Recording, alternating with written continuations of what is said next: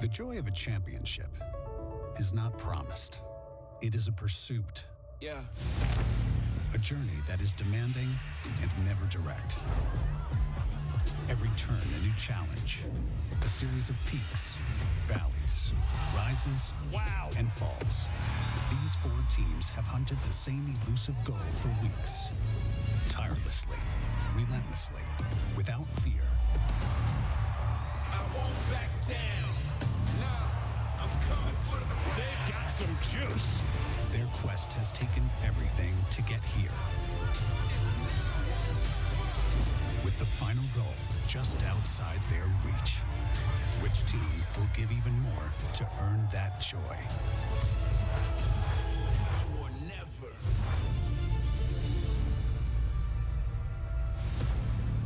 Just 3 miles north of Lincoln Financial Field, on the corner of 7th and Market, Thomas Jefferson penned the words, "The pursuit of happiness." Penn State's pursuit born from pain. 11 losses a season ago. Now, the Nittany Lions are on the game's biggest stage. Duke, after missing the NCAA tournament last year, the 1 seed, and back on a familiar perch here at championship weekend. The first of 2 semis on this semifinal Saturday. Duke and Penn State, followed by Virginia and Notre Dame. The winners play Monday in the national championship. Good afternoon, Anish Shroff, Quint Kesnick. Paul Carcaterra is down on the sideline. There is very little surprise in terms of the makeup of this championship weekend field. 3 Goliaths. Penn State brings the slingshot. I think from the jump this year, the 3 out of the ACC have been dominant. Duke, Virginia, and Notre Dame. In terms of Penn State, they were 3-11 last year. They went to work. They improved their defense. They've got competitive grit. You can't write them off. This Duke team, the number 1 seed, and Kark, they have a generational talent leading the way. Well, Nish, in sports, oftentimes when you're labeled next, you can crack under pressure, but that has not been the case for Duke. Tewaaraton finalist Brennan O'Neill, who, like LeBron James, has exceeded expectations as being labeled the next superstar of their sport. Both stars are bigger, faster, stronger, and more skilled than the rest. Absorbing contact and getting underneath is a staple of both of these ballers. But when you play them as body playmakers, the speed and the quickness takes over. And the first step to get them to pay dirt is evident. They are finishers who can score in multiple ways. O'Neal, though, has doubled his assist totals from a year ago with pinpoint, creative-type passing that would make LeBron James very proud. Brennan O'Neill in the quarterfinals, 6 goals against Michigan. He is the ACC Player of the Year, a finalist for the Tewaaraton Award, the highest individual honor in the sport of lacrosse. Quint, for Penn State, what does the upset formula look like? There's a laundry list of things, whether it's face-offs, goaltending, but I think TJ Malone, their best player, has to stand toe-to-toe with Brennan O'Neill. Malone's calling card, his speed. This is a young man who's blindingly fast, and they put him in good situations using picks. He can attack you from behind the goal or here from the wing, and look at him run circles around the defense.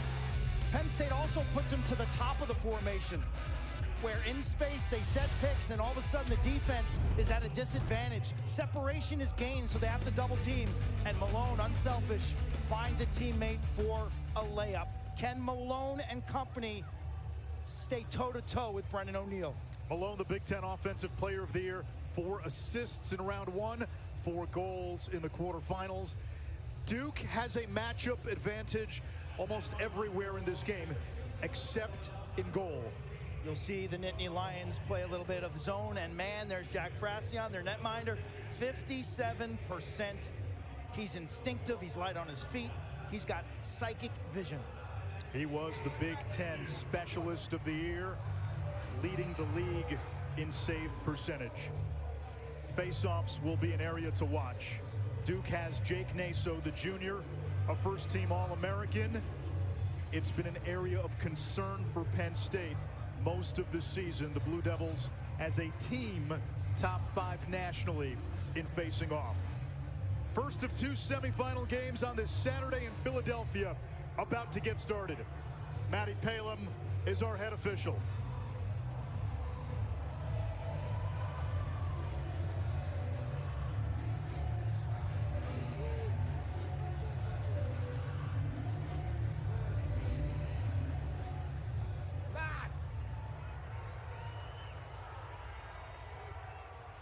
Down. Naso and Chase Mullins, the North Carolina transfer, and Duke wins the opening faceoff. The Blue Devils on offense led by one of the most potent attacks in the country. Andrew McAdory, 2 and white, carries, streaking to the cage, misses wide, and he was in the crease. It'll be Penn State ball.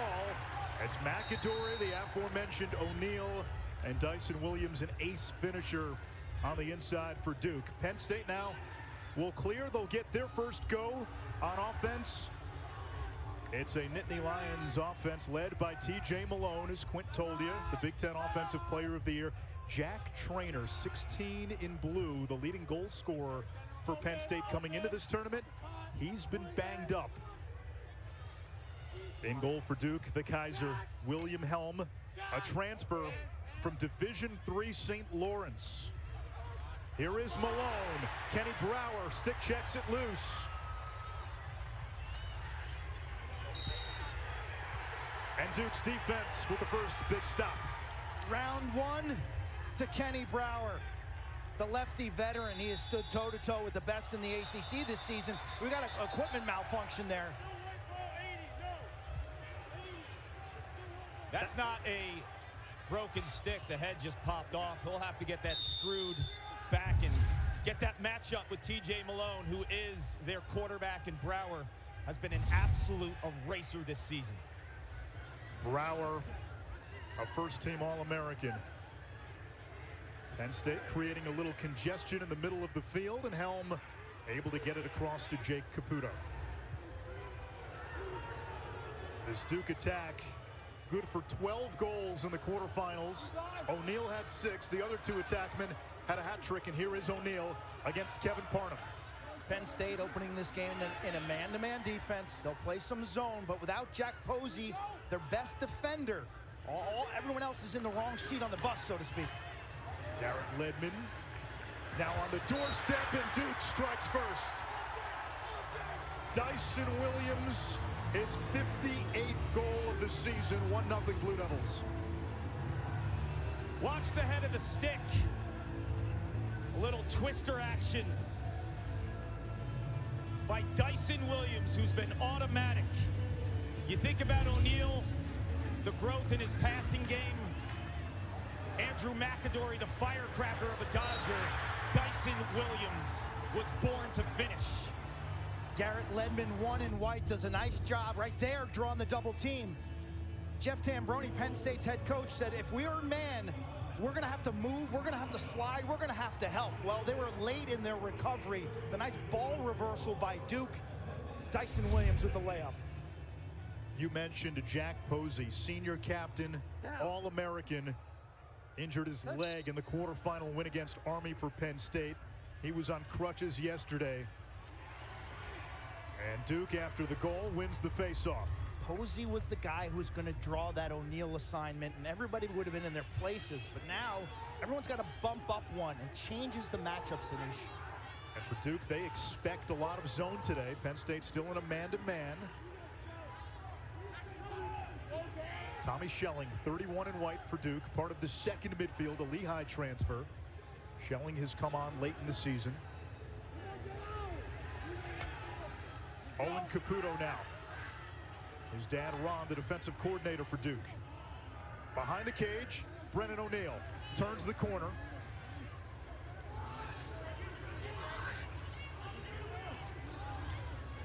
Caputo dodging against Kyle Aldridge. Gives it up, shot from the wing. It's knocked down and saved by Frassian. He makes a ton of saves with his legs and body. Jack Frassian, the sophomore from Bullis.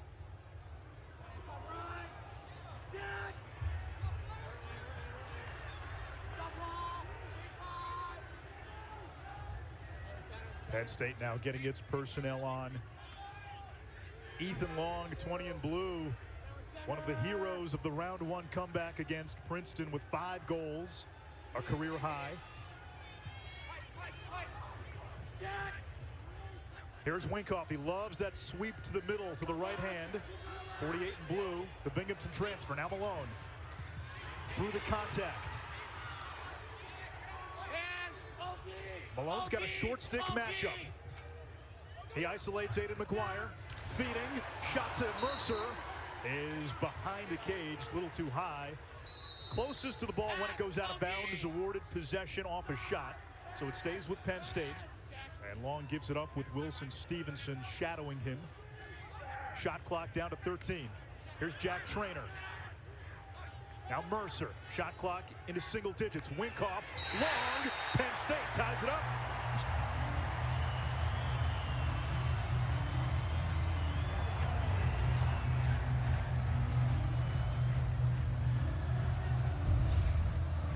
You feel this arena's packed with Nittany Lions fans. This ball hits the post, and then the goalie, Fracion. We see it from the great angle there. So Penn State catches a break.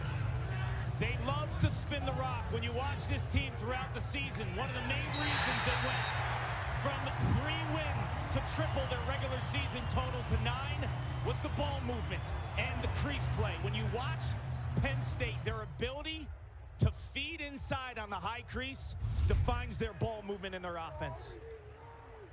Yeah. Long down the stretch. Multiple goals in 4 of his previous 5 games. A Penn State team that in 2019 reached championship weekend for the first time here in Philadelphia. They were ambushed in the first quarter by Yale as we get a face-off violation against Penn State. 2020 Penn State goes into the season as the preseason #1. COVID hits. And then the program over the next 2 years plummeted from penthouse to gulags. 3-11 last year. TJ Malone healthy this year. Jack Traynor healthy this year. And it's been a redemption song in 2023. That team in 19 had star power on offense. Grant Ament, Mac O'Keefe. This team known for their grit, their competitive grit. They've improved their defense radically from a year ago by over 3 goals per game. We're seeing zone for the first time from Penn State. Kark, how does Duke want to attack? Well, you have the perimeter shooters with O'Neal. Here's Balsamo weaving inside and scores. The freshman Charlie Balsamo with a machete through that Penn State defense.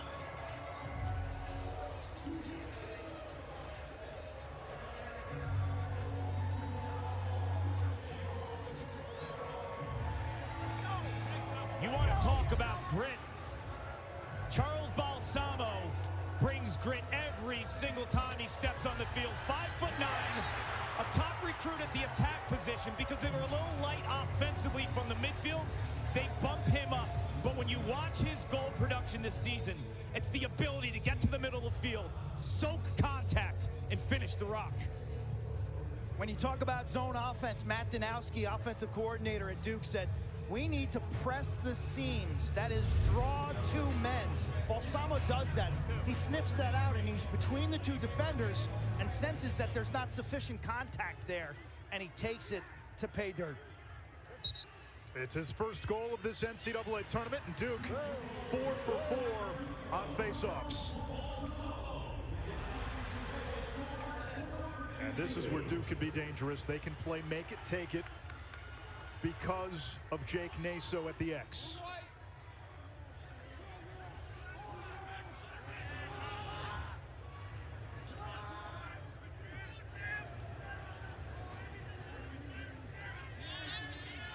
Owen Caputo. Now it's McAdory. Last year he set the Duke freshman record for midfield scoring. Moved to attack this year. Former #1 overall recruit. A turnover. Here's Aldridge. Penn State's got 2-way middies. Aldridge is one of them. Feeds the wing. Now back to X. And Duke able to get back defensively. Now Penn State using the sub game. Winkoff.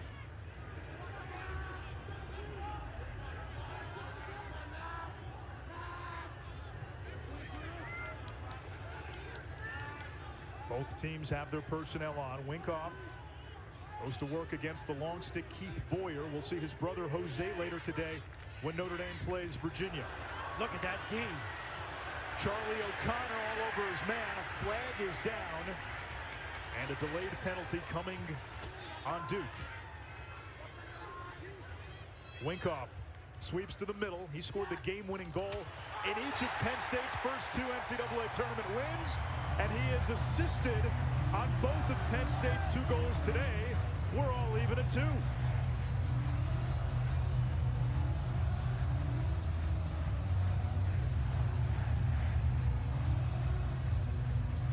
Concern for head coach John Danowski. Physical defense on the perimeter by O'Connor. He just steps over the line a little bit. Duke loves to press out early in games. And now with a flag down, Penn State takes a chance, Clark. They do, Quentin. When you turn on the tape, Winkoff, the last 2 NCAA tournament games, he's been a dodger, a scorer from up top, sweeping with an absolute cannon of a shot. So Duke is concerned about his ability to stretch. How does he counter? With the pass. Winkoff to T.J. Malone. Kevin Winkoff, a 70-goal scorer in his career at Binghamton. Jeff Tambroni had resisted the transfer portal the last few years when other teams were diving in. He changed his MO this offseason. Yeah, yeah. Like when Maryland and Rutgers are stomping on you with a lineup of transfers, dial up the portal. First face-off win for Penn State. If you're watching this game, you get a sense of what the identity of this Penn State team is. It's their grit. It's their competitiveness. They take care of the vanilla, the basic plays, and they're willing to play the full 60. Nittany Lions drawing even at 2 apiece. They've got the extra man advantage. 8:15 to go. Quarter number 1, semifinal number 1.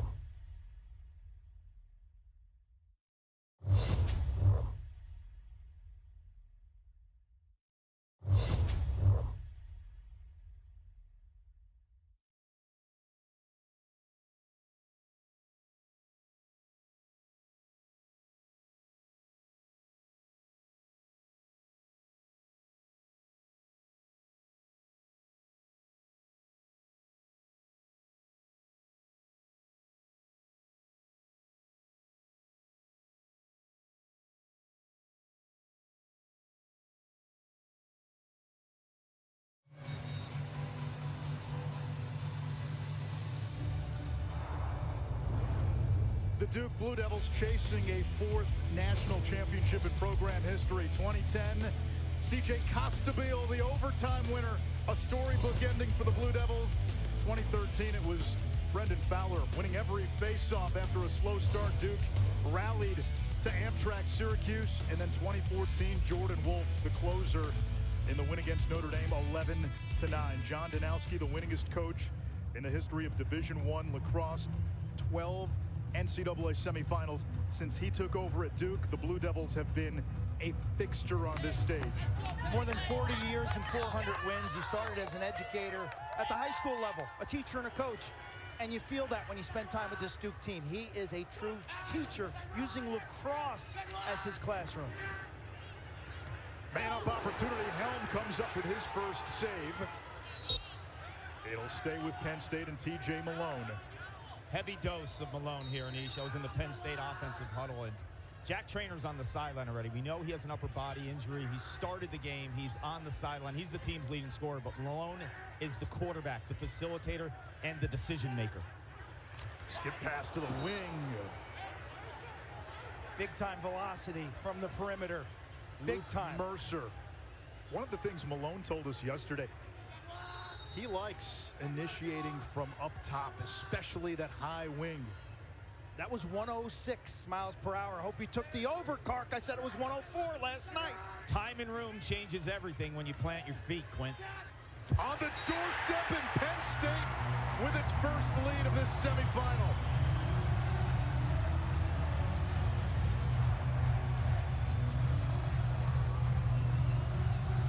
Not all face-offs are created equal. And Penn State's struggling in that department. But guess what? You got the man-up face-off. Hudson Bond from Orlando comes in for that draw. They muck it up. They have the extra man on the wing, and they call timeout. I'll tell you what, the shot prior to this goal by Luke Mercer that was humming at 106 miles an hour made the Duke man-down defense think that you have to protect the perimeter. What's open? The inside in the slam dunk. Jeb Brentfleck, who started on attack last year when Penn State had a litany of injuries on offense, and the assist again, Quint, by Winkoff, who now has 3. Brentfleck, a legacy.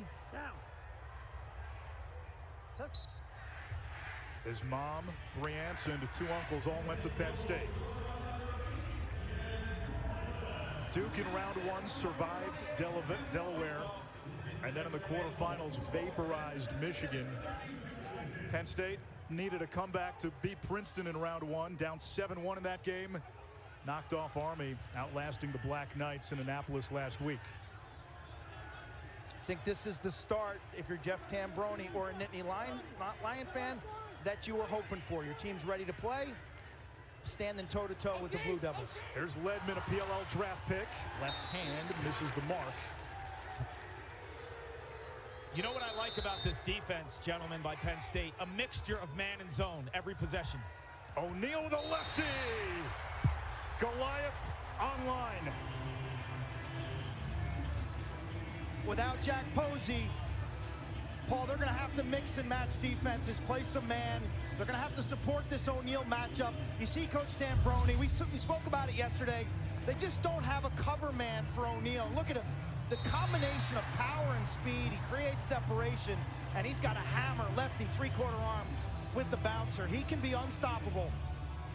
When you give him that kind of room, the momentum, the head of steam, he becomes unguardable. That's why Chris Fake from Notre Dame has had some success. He was the aggressor. He initiated the contact. Last week against Michigan, they gave him that 5-6 yard cushion when he was dodging. Good night, 6 goals. So from everything we've seen, Kark, the hurdles for Penn State in this game are face-offs and covering O'Neal. Mullins getting help from the wing, and Mark Sickler, 32 in blue. Sickler playing as a two-way midi this year, an offensive midi the last 2 years. This is a Duke team loaded with All-Americans, 4 of their top 6 on offense. 3 of their long poles received All-America honors. Most improved in the defensive midfield unit. A young group. Trainer lost it. The takeaway by Wilson Stevenson. In 2019, he suffered a devastating leg injury in the quarterfinals. And when Duke was playing on this field for championship weekend in 2019, he was FaceTiming his teammates from a hospital. O'Neal with a lefty laser in the backup to Duke and Dyson Williams.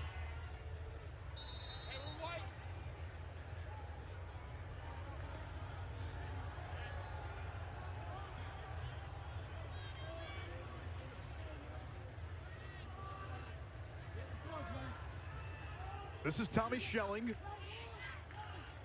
top 10 scorer at Lehigh, and they like him on the invert. He was an attackman at Lehigh. A sub game going on here with Duke, playing this 5-on-5 in the offensive set. McAdory's got a short stick. He'll try to use his speed. Turns the corner, denied top side. Still plenty of time to shoot. Williams shot saved. Frassian. Rebound loose in front. And a loose ball push against Duke. Penn State ball. Best stop of the day. Frassian moving his feet side to side, covering the net. And that was an interesting tactical flurry there because Penn State ran a man off and Duke had the momentary 6-on-5. Shot clock never reset.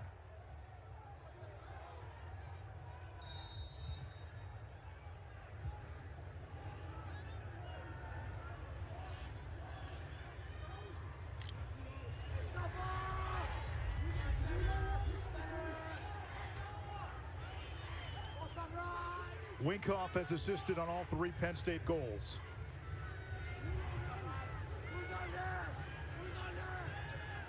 Duke pressing out far on Winkoff with Boyer. There's the sweeper. Now Matt Traynor, Penn State's top scoring midfielder. Younger brother of Jack Traynor. Frizzoli denies him. Shot on the run by Matt Costin. 4-3 Penn State.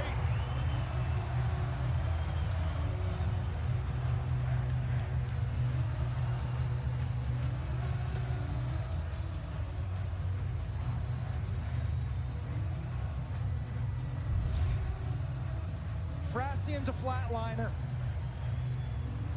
Off the left knee, rebound control for the Nittany Lions. At the other end, Kark, what do you see? I see a right-handed player in Matt Costin being told, I dare you to go left. And what he does, he shows you some versatility. Spent his first year at Utah for Coach Brian Holman in the Utes, transferred back to his home state. He crushes one. Right into your living room, huh? How about that angle? That is super cool. And you see how these goalies are tested from 10 yards and in, how fast that ball's on top of them. The one thing Penn State has this weekend, Philadelphia, the home to a very large Penn State alumni base. They might be the underdog, but they're the home team as well. Tyler Carpenter to McAdory. Can Duke turn chaos into opportunity? O'Neal, left hand free, does it again. More than 3/4 of his goals are unassisted. Kark, sometimes it's as simple as give the ball to 34 and tell him go. Look, from a size, speed, skill, and strength standpoint, and I'm not saying he's the GOAT Gary Gait, and I never will, but I haven't seen someone this big, fast and strong with the skill and the snap of the release like this. This is crazy. This is unguardable. He's too big, he's too fast, he's too strong, and he's too accurate of a shooter, Quint. That's 90+ on the run while being covered, okay? He's the fastest Duke player ever to 100 goals. When he was in 8th grade, he verbaled Penn State. Okay, this was a guy, I remember watching highlights of him. We covered him in the World Series of Lacrosse, actually, in Denver. Joe Beninati, when he was 13. I remember looking at him like, oh my gosh, what is this? Well, he's gotten faster, actually. He was always a monster. He was always mammoth. But he's gotten faster and quicker. And, man, he has worked on his game. He's something else. And I think he's picking this tournament this year to say, hey, I've arrived big time. 2 years ago, the ACC Freshman of the Year, an All-American last season, and perhaps the Tewaaraton winner this year. Well, this stings. This stings right here. Offsides on Penn State. Duke unsettled the other way. McAdory pulls it back. Checked by Alex Ross, the freshman.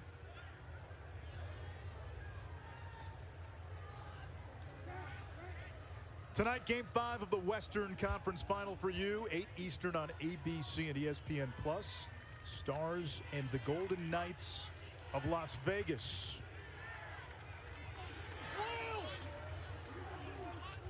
Charlie Balsamo now. Over to Ledman. Little fake. Marked by Sam Sweeney. Ledman 3 for 20 shooting in his last 5 games. Denenza now snakes back around. Ledman from up top with a blast. 5-4 Duke. Announcer Jinx. Ledman is a streaky shooter. Started the season in a little bit of a slump, and then, man, weeks 3, 4, 5, he took off. He was one of the best players that I saw on tape. This is a guy who played D-Midi last year, Kark, and now he's a full-time midi. He's going to get a shot in the Premier Lacrosse League as a two-way guy. Well, his experience a year ago on the other end will pay dividends, but he has the biggest weekend of his life right now to deal with. I'll tell you what, if Penn State decides to go zone, Ledman can stretch from the far right. O'Neal to the left could be problems.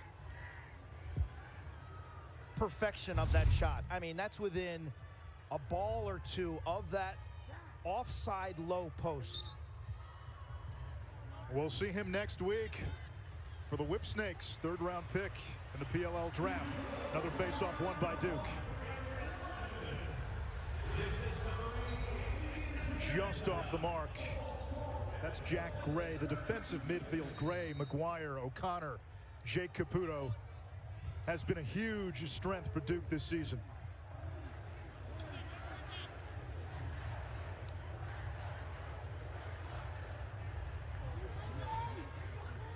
Two minutes to go in a high-scoring first quarter. O'Neal's got 2 goals. Man-to-man defense from Penn State. Caputo now inverts.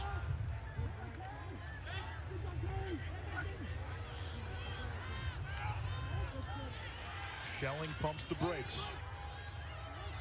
Now attacks down the alley. Spins it back to X and O'Neal. Kevin Parham against O'Neal. Those checks do nothing. Schelling turns, fires, scores.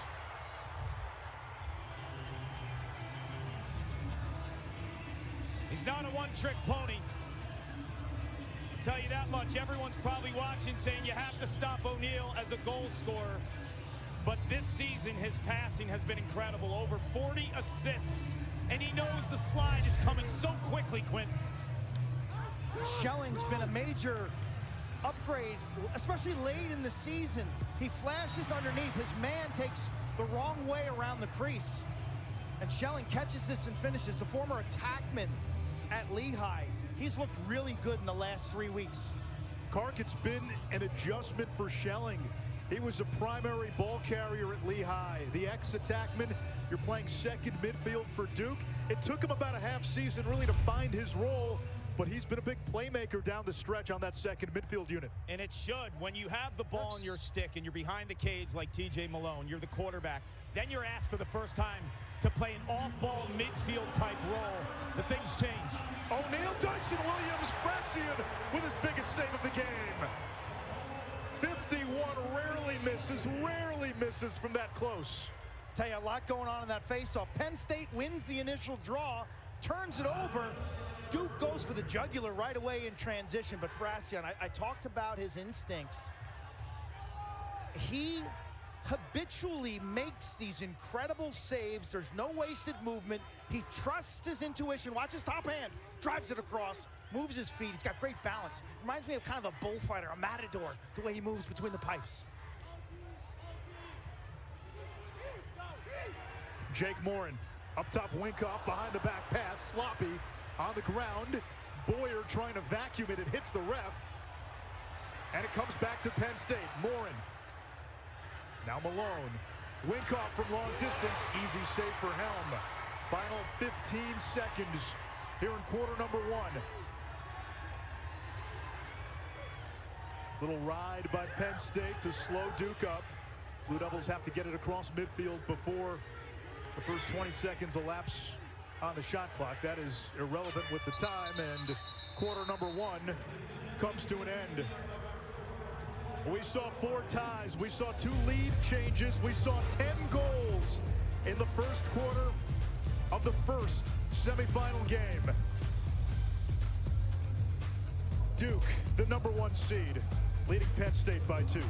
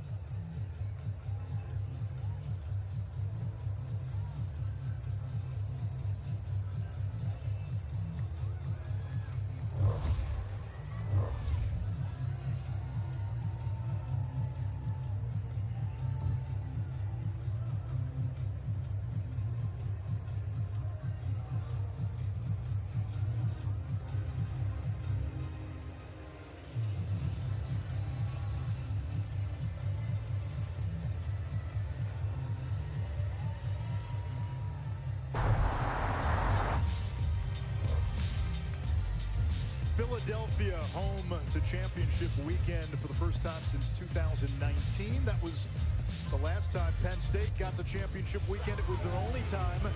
The Nittany Lions in round one were down 7-1 to Princeton, then mounted a comeback, went to his own defense. Kevin Winkoff tallied the game winner for the quarterfinals in Annapolis. Penn State jumped out in front of Army, then held off a furious Black Knights comeback. This is a team, 3 wins a year ago. Jeff Tambroni is the architect, making his 5th trip to championship weekend as the head man. Remember, he led Cornell to 3 championship weekends. There you see the former attackman for Hobart, West Genesee product, okay? The roots are through Mike Messer and toughness. Jeff recruits toughness. I remember when I was an assistant coach at a high school level, he'd come in and he goes, I know who your good players are. I want your toughest guys. And that's the identity of this team. Tell you what, these guys are not flinching. They're not going to back down. We saw them yesterday in practice too, gentlemen. Like, there's no flinching in this team. This is a tough team that trains as hard, if not harder, than any team in the country. Kark, I think the 2 challenges after that first quarter, face-offs and guarding Brennan O'Neill. They can scheme up as much as they can to stop O'Neill. I think the face-offs are harder to fix ultimately. Yeah, there's also phases to this offense, and Matt Danowski, the offensive coordinator for Duke, just told me they're hitting Penn State in phases because they don't want Penn State to set up in the zone right away. Duke has won 8 of the 12 face-offs. O'Neill 2 goals and an assist in the opening quarter. Zone defense here. First midfield on. Balsamo, Denenza, Ledman for Duke. Williams. Now O'Neill. Charging toward the cage. The backup to Dyson Williams. 21 to shoot. It's fine on offense. Again, press a seam, draw 2 men. You'll watch Duke. They'll start with 1 player on the inside, and then they'll bump somebody else inside. Penn State's got to respect the guys on the crease. Talking to Brennan O'Neill, he said, I need to find the 3-on-2, Anish. That is, what side of the field does Duke have the 3-on-2 man advantage? Shot clock at 2. Ledman's got to shoot it. He does. Frassian, the save. Parnham gobbles up the rebound. Sickler the other way. That's the best the zones look today.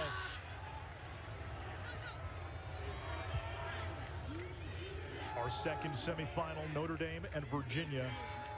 The ACC has been a flat circle this year. Duke has owned Virginia. Virginia has owned Notre Dame. And Notre Dame got the better of Duke in their lone matchup.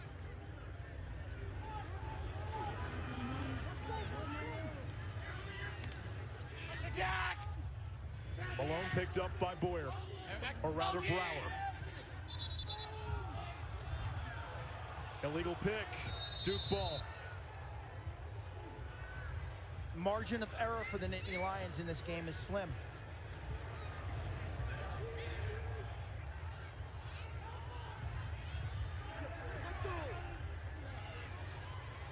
The pick rules in lacrosse are almost identical to basketball. You've got to be stationary, feet shoulder width. You can't use your lacrosse stick to gain an advantage.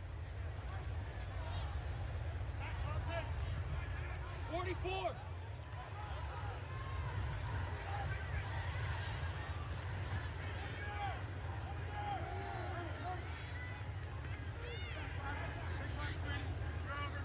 Here comes McAdory, back-to-back hat tricks in this NCAA tournament. Schelling setting the pick.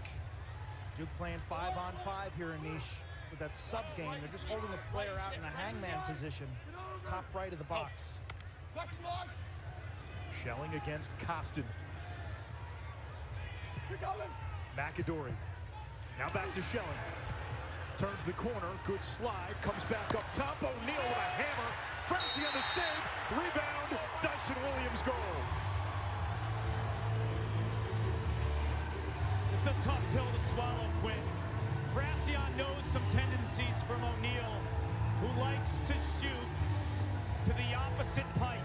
Frassion makes an incredible first stop, but that's the last guy you want picking up the change. A lot going on in this. It's a 5-on-5 situation. You You see only 5 defenders for Penn State, meaning more space for Duke. Hammer time for O'Neal, man. Frassian takes that where you never want to take it. Watch this, boom, right in the chest. But Dyson, the Canadian indoor player, gets that inside position. Rebounds have been big in this NCAA tournament. Look at him react. He's a step ahead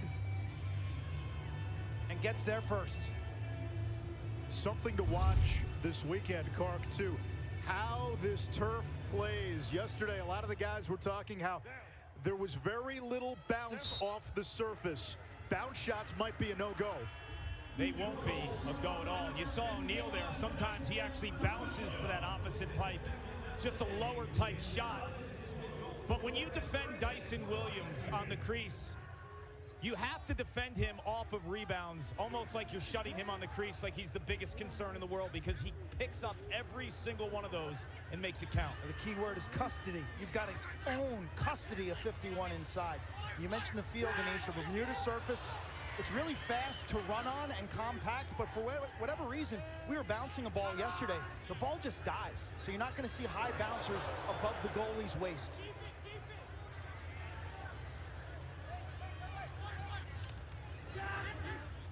Malone looking for the crease feed. It's not there. Stevenson ahead to Aiden McGuire. McGuire's dangerous. That's where Duke's really upgraded this team this year. They're clearing, scoring more in transition. The connectivity between the D and the O is better. Ledman spins back to the middle. Loads up, save Frassian again with the body. 6 saves for the goalkeeper from Annapolis. Aldridge now. Here's Chris Jordan. Shoots wide. That's Jordan, a Division III transfer from St. Lawrence, shooting on his old goalie from St. Lawrence, William Helm. That one stung Frassian. He's down on the turf right now, taking a knee. His goalies wear chest protectors, helmet, gloves, not much else.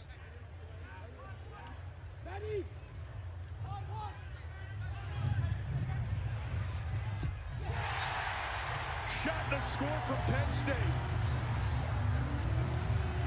Jack Traynor, a little bruised and banged up, gets on the board for Penn State. When I was a young goalie, I got padded up big time. Shin guards, arm guards. But as you advance up, the shooters get better. You rarely get pegged in the shoulders, the arms, and the legs because guys are hitting corners. Well, Jack Frassian pays the price there, man. He takes that one to the body. He'll take that every single time, Quinn. When on the other end, the emotional leader has been banged up all playoffs long. Jack Traynor, when he caught that ball, I said this was the test. Can he shoot with that upper body injury? Well, there's your answer. Traynor the last 2 years, his Penn State career checkered by injuries. Last year he had a hamstring. He was dealing with immense pain in his shins. He found out he had compartment syndrome. It's a painful condition where there's too much pressure within the muscles. They actually had to cut his legs open to alleviate the pressure. He's come back this year, and he's been one of the top goal scorers in the Big Ten.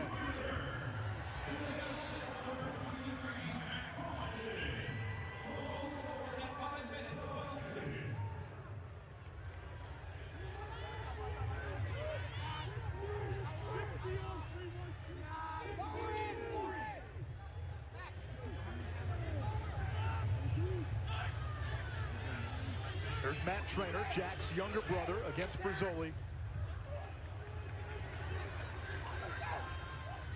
Morin slides to the wing, shot and a score.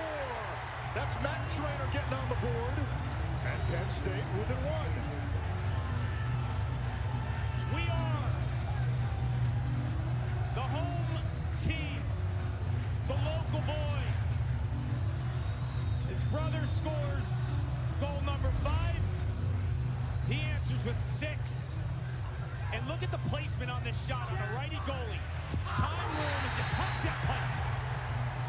Starts with belief, fortified by execution. I love how aggressive Penn State's now playing in half-field sets. When Duke presses out, so what? They've got their shoulders facing towards the goal in attack mode. They're not running away from Blue Devil defenders. 2 goals in 43 seconds. Q, Penn State at full strength was a massive underdog in this game. Jack Traynor not close to 100%. The best defender, Jack Posey, out. They're still toe-to-toe with Duke. Still a lot of time left, but they have yet to back down. Competitive grit is what they do. It's what Jeff Tambroni has always delivered as a coach, leading Cornell to 3 championship weekends. This group's not going to jump off the page at you in terms of the recruiting rankings, but he develops players. They play team ball. They make the simple plays, and they're willing to stand toe-to-toe and fight you for 60 minutes.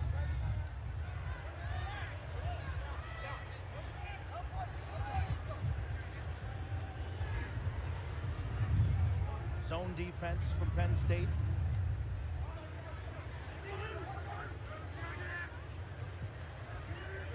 Duke puts 2 men on the inside now.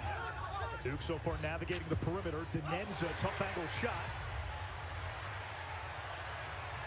You see how that ball just died. We get a loose ball push against Penn State. So Duke ball, and the shot clock resets to 60. So Duke goes with 2 interior players. Penn State's got to respect that, okay? You can't cover 2 guys inside with 1, so you have to match up, meaning then it becomes a 4-man perimeter for Penn State, which makes your real estate you've got to cover, the area you've got to cover in your zone bigger. They're bigger spacings between defensive players.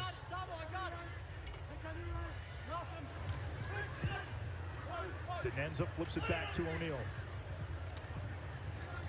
Up top, Ledman. Nice face dodge, lefty, got it!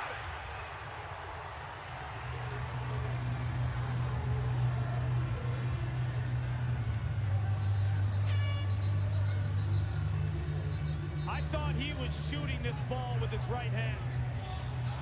Ledman rarely does this slick underneath move to go to his weak spot. Changes positions, becomes a lethal goal scorer with his right hand. Well, it's championship weekend. Unload the toolbox, Ledman.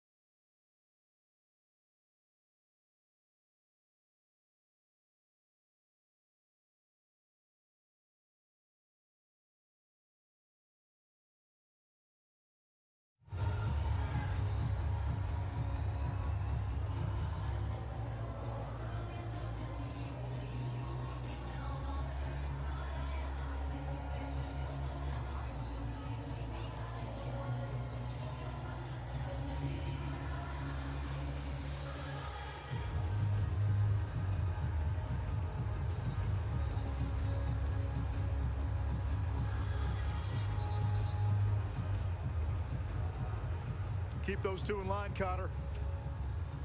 Bill Tierney, Matt Ward on a championships in Bristol right now. John Danowski used to be Bill Tierney's bartender at an old Long Island watering hole by the name of Yesterday's News. Today's news is Duke on top 8-6. You look at the stat sheet, Duke big advantage. Shots on goals. They have not turned it over much, but Penn State has managed to keep this close. And we get a face-off violation on Penn State. That is their second of the half, so one more, and Duke will have a man up. You see the pace of this game, and I was in the Penn State huddle. Jeff Tambroni wants his offense to be patient. Duke is a deeper team. They're more talented, but the toughness and decision-making of Penn State can keep them in this game. And slowing it down a bit and kind of countering the depth of the Blue Devils. Here's Chris Jordan. He'd been banged up a lot of this season. Again, shooting on his old teammate, William Helm from St. Lawrence. Now Malone, he's been quiet. Kenny Brower has a lot to do with it. And Caputo comes away with it after the cause turnover by 29 in white. Cart, for my money this year, Brower was the best defender in the ACC. Well, your money's good. It's really good, especially when you're buying. And Brower is a masterful technician. You watch his body control. He's never out of position. His footwork is impeccable. And look at his stick location, too. There's no exaggerated high, choppy checks. They are precise, and he means business. Using that stick like a pitchfork. Getting inside, not giving the attackman any space to breathe. Caputo against Hawes. Gray, his shot or pass picked off by Frassian. Outlet to Aldridge. Penn State can run. Aldridge over to the wing, saved by Helm. Loose near the cage. In the crease, interference, Duke ball.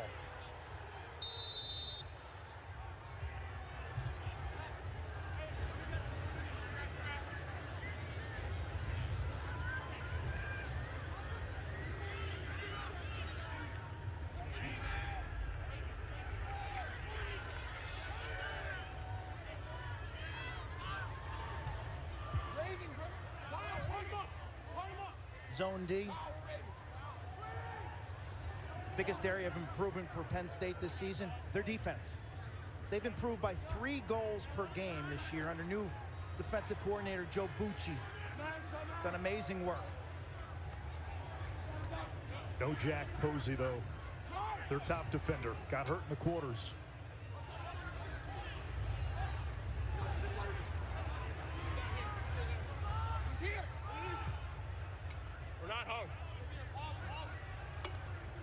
McAdory playing cat and mouse with Sweeney. McAdory denied top side. O'Neal's got the short stick. Fires and scores. A hat trick for Brennan O'Neal. 10th hat trick of the season. 9-6. Starts with the defense. Tie him up. You get help off the carpet. And then the Kaiser, William Helm, grad student, stays wide, sees it all the way. Nice rebound control by his mates. And stops mean more touches for Superman. Brennan O'Neal has been unguardable this NCAA tournament. And when you finally get him to the body, he hits you with that jump shot. So if 6'3", 225 isn't enough, then he wins the leverage game when he leaves his feet. Kark, you can see the level change. He's releasing that ball from, say, 8, 9, 10 feet. Frassian's got his eyes up and his body comes up, and then boom, he yanks it down, and you see it buckles the goaltender. How do you play that, Q? I mean, that says it all. Most of the time when guys take jump shots, they do change levels. You rarely see a jump shot high-to-high shot. Penn State unsettled. Malone, doorstep, dunk.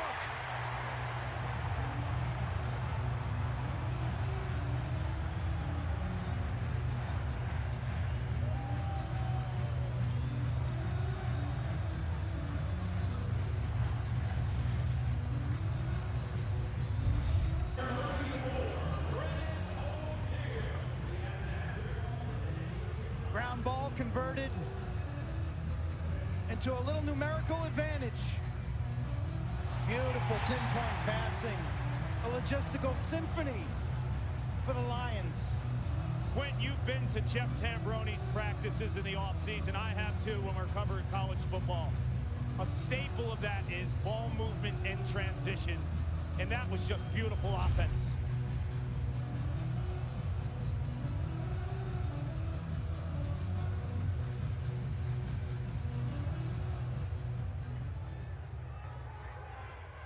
Down.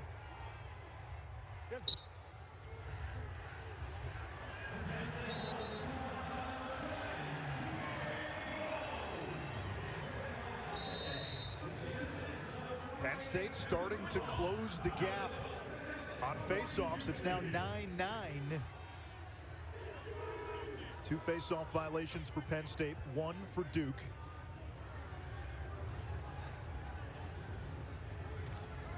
Trainer using the pick. Winkoff, who's got 4 assists, got run over.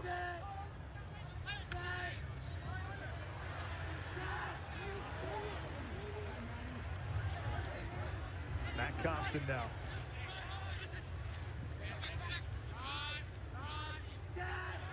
Over to Malone. Left-hand 3. That got a piece of helm, so it resets the shot clock. Shot clock resets to 60 if the offensive team gains possession after a shot on goal. Trainer looking for Winkoff. It's off his stick. Turnover for Penn State. It's a tough one to swallow. They have twice as many turnovers as Duke in this game, and when you're playing a team with the talent level of Duke and the depth in certain spots in the middle of the field, it's not what you want. Duke's D's been good in the NCAA tournament after a slow first half against Delaware. They stay in their man-to-man. They don't want to slide to their poles. They've kind of put those guys on an island, but they'll support their shorties, that is their defensive midfielders, and that's the group, to me, that has made the difference. Ledman looking for the hat trick. His shot snuffed out by Frassian. Low to low won't go, Anish. Low to low won't go. Talked about O'Neal's level change. That was the opposite. It was a low release to a low location. McVicker's pass, batted down. Malone recovers. That's stick checked away. Wilson Stevenson making the play for Duke. You mentioned Duke leaves its poles on an island. Well, they have 3 All-Americans. Wilson Stevenson, to me, is one of the great stories of this season, where he started his career, highly hyped, coming out of Connecticut. Love the way he played. A catastrophic injury that you referenced earlier, Anish. The time and effort he has had to put in, and we spent time with him yesterday. You look at his leg, it's like he got in a car accident, quite honestly. The time and effort he has put in to get himself back on the field to an All-American caliber player. 8 surgeries. They almost feared amputation at one point. And he's not just an off-ball defender. A lot of people think he's an inside guy. He leads the team and calls turnovers. He's a cover guy as well.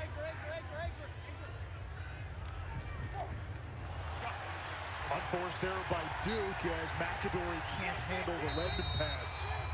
I tell you, our last 2 weeks in East, we spent time with the Army team. 2 weeks in a row, we covered their games. You spend time yesterday with a guy like Wilson Stevenson. The strength of this sport are the student athletes.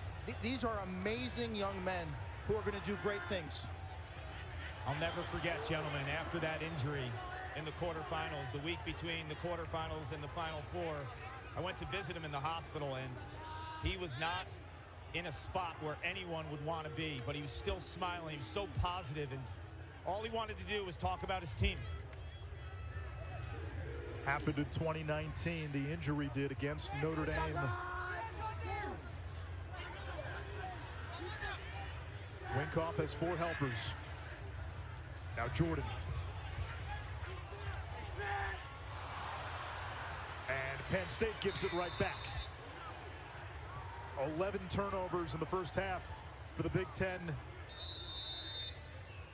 #1 seed. Important 1 minute to go here at halftime. To win big playoff games, you got to control and win the last minute of every period.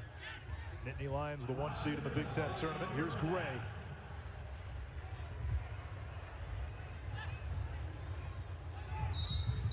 And a timeout by the ACC Coach of the Year in 2023, John Danowski.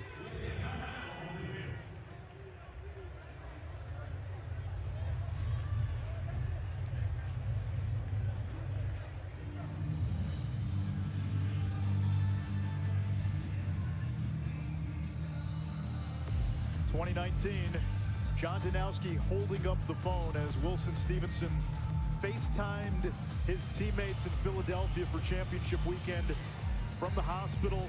A young man that looked to former NFL quarterback Alex Smith for inspiration on his road to recovery. From a great family. I think he was born in Japan. The family spends a lot of time in Western Canada and British Columbia. Wilson, uncommon maturity for a college senior. You really, when you speak with him, you feel like you're talking to a 35-year-old.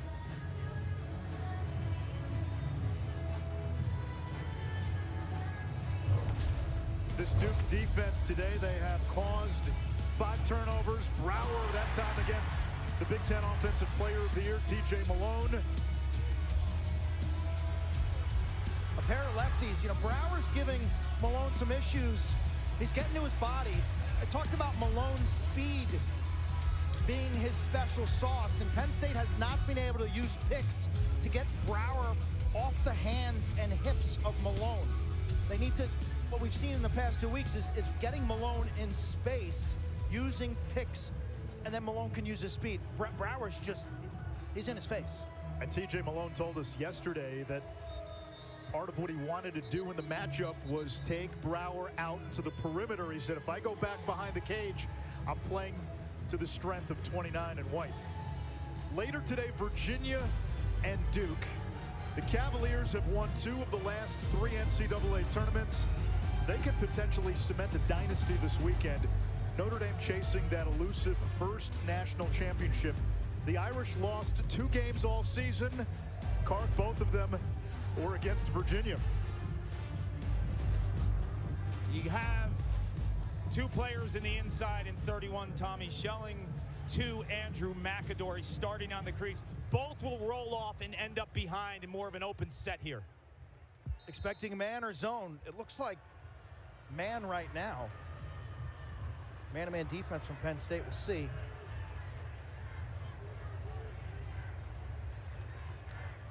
No shot clock, 40 seconds to go, opening half. If O'Neal goes to the goal, 34 and white, he's got to be thinking the double's coming quickly. Now Penn State changes it up and they sit back in the zone D. 94 points on the season for Brennan O'Neal, tops in the country. Make it 95 actually with 4 today. Charlie Balsamo against Sam Sweeney. It spins to McAdory, goal line extended. Now O'Neal fighting his way through the defense, lost it. And Parham gets it to Frassian. Half number 1 comes to an end. Penn State the underdog, hanging around, but Duke the 1 seed with a 2-goal advantage. Brennan O'Neal, 3 goals and a helper in the opening 30 minutes. Nittany Lions do a nice job of fighting through a screen that was set, and they collapse on O'Neal. Really good defensive strategy, spacing, and execution from Penn State. Clark. Coach, when a team shows zone and then shows man, how do you dictate tempo? You got to play, you still have to stay true to your fundamental tenets, and you can still, the zone is nothing more than it's an adjacent sliding man-to-man defense. So you still have to dodge, draw 2, move the ball, and you have to have good spacing behind those guys. When you have a superstar like Brennan O'Neal who has 3 goals in the first half, what are the rules when he has the ball? It's just like everyone else. We want to be fundamentally sound. If he has the ball, we want to clear through for him. We want to show up adjacent, be outlets for him. But the rules are the same as they would be for anyone else. Thanks, Coach. 9-7, your halftime score in Philadelphia. Semifinal number 1 from Philadelphia to Bristol. Chris Connor, Bill Tierney, Matt Ward in the studio. There was a lot of hardware on that set in Connecticut.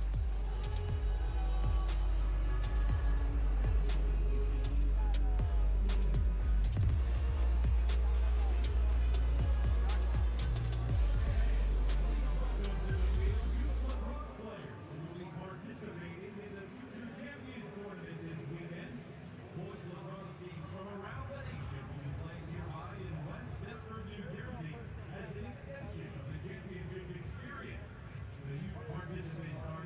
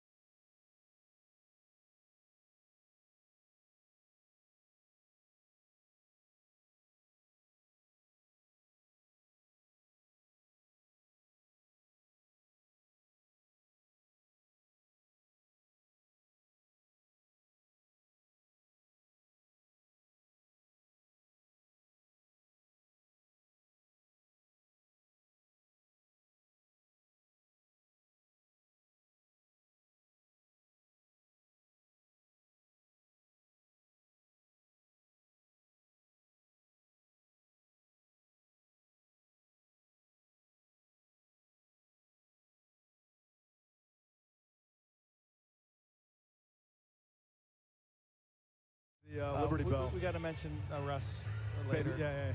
And his great work. Maybe say that for Monday.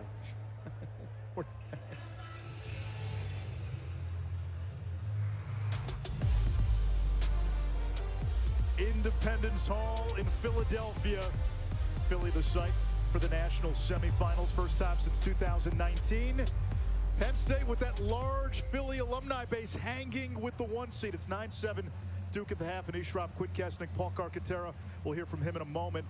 How has this game stayed close? It feels like every time that Duke has gone on a run, Penn State has answered. I think the face-off being even at 9-9 is what jumps at me most, and I think Jack Frasian's won the goaltending battle. Overall, I think Penn State would prefer a slower tempoed second half. Brennan O'Neill, 3 goals and an assist in the opening half. Penn State does not have an answer for 34.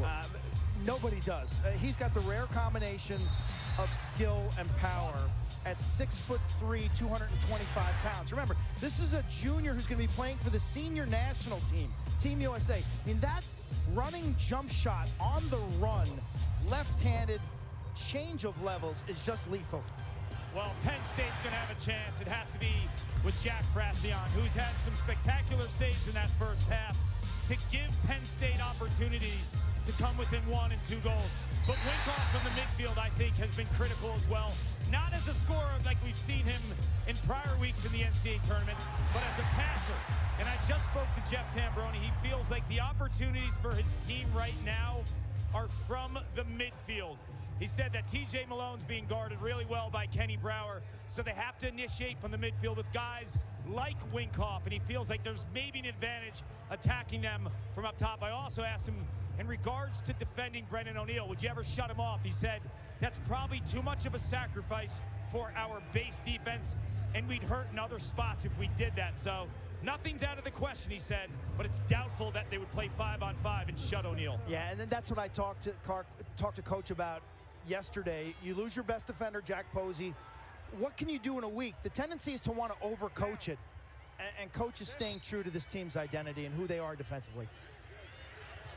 Mullins wins the faceoff to begin the third quarter, and Penn State will go on the offensive first. That's the shocker right now. Penn State is up, I believe, 10-9 in faceoffs.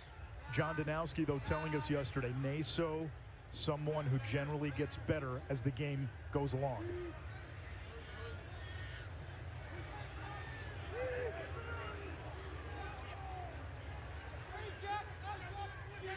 Moore and Matt Traynor and Costin the midfield for Penn State. Nittany Lions cough it up. Here's Tyler Carpenter in transition. McAdory, Jake Caputo, one more. A little too much air on the pass, and Penn State comes away with it. That's Will Costin. That was the right look by Caputo. Somebody either got to his hands. In transition, Matt Costin now. That's Will's older brother. Both of these teams finish the rush, so to speak, Anish, with their short stick defensive midfielders or poles, guys like Tyler Carpenter. They go end to end. They don't run to the substitution box. Winkoff, there's that sweep back to the middle. He's got 4 assists. This time he'll shoot with the right hand to miss the cage. It stays with Penn State. Winkoff is like Kark. He's 99% right-handed. Nice try, buddy. Well, there's the first one of the weekend. Matt Traynor now from the high wing. Jack Traynor. And McAdory caught on defense. And Traynor ended up in the crease. Wow. So it's Duke ball. That was an opportunity missed. Kark, he's playing with a bum shoulder. Did you see that? Yeah, and you saw when he got up, he favored it right away. He is hurting right now. You see him favoring his left side, his upper body, and to jump through the air when you know you're nicked up, it tells you what this game means to him. Being a senior, coming back home to the state of Pennsylvania for the Final Four, it's not an opportunity he was going to miss. Traynor and Malone were 2 of the guys telling the rest of the team how important the first quarter was. 2019 semifinals. Penn State got blitzed by Yale in the opening quarter, never recovered. And the game was essentially won in the first 15 minutes. Ironically, this less experienced team handling the distractions, the hoopla of championship weekend better. Now Malone.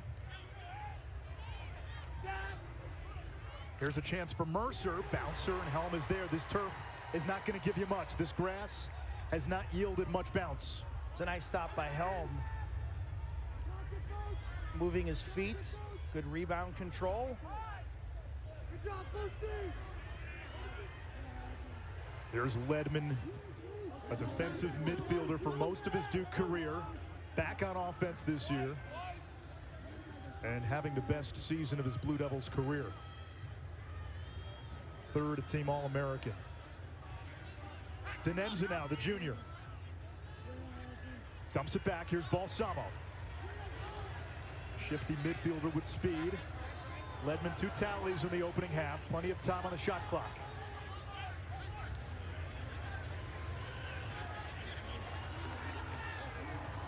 Penn State in man-to-man defense. Balsamo against Hawes. Shoots on the run. And the goal is good.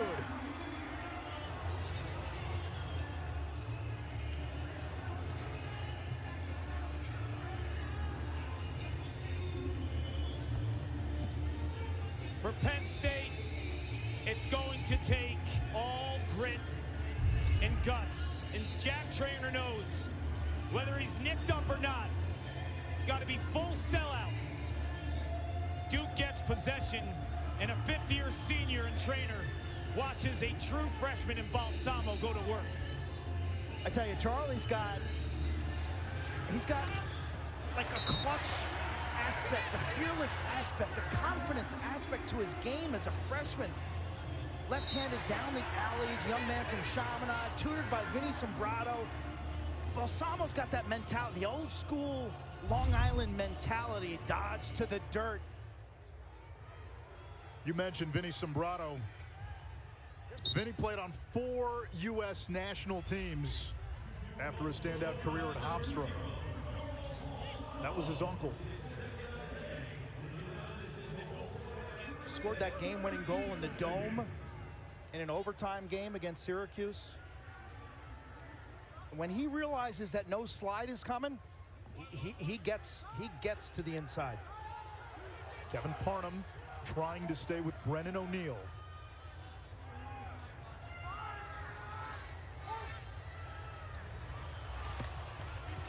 McAdory, that one's saved. Will Costin keeps it inbounds to Penn State.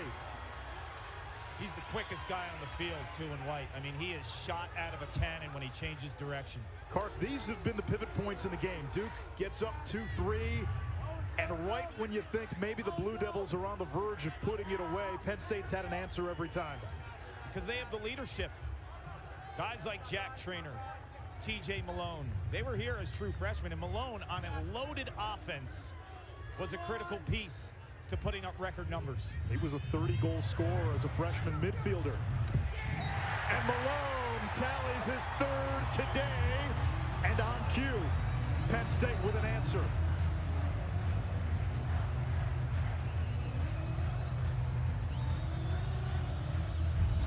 No wasted movement. Watch the efficiency.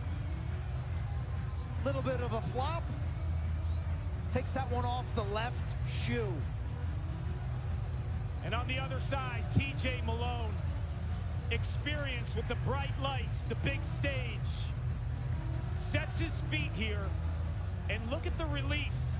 As the slide comes, he still gets it off, and that's a tough thing as a shooter, Quint, because you're worried about your stick check, because the slide was right in his face. But it's the way, the trajectory of that shot and the release, that it wasn't too far away from his body, allowed him to stick it. Malone yesterday described his Penn State career as a sandwich with great bread and expired meat.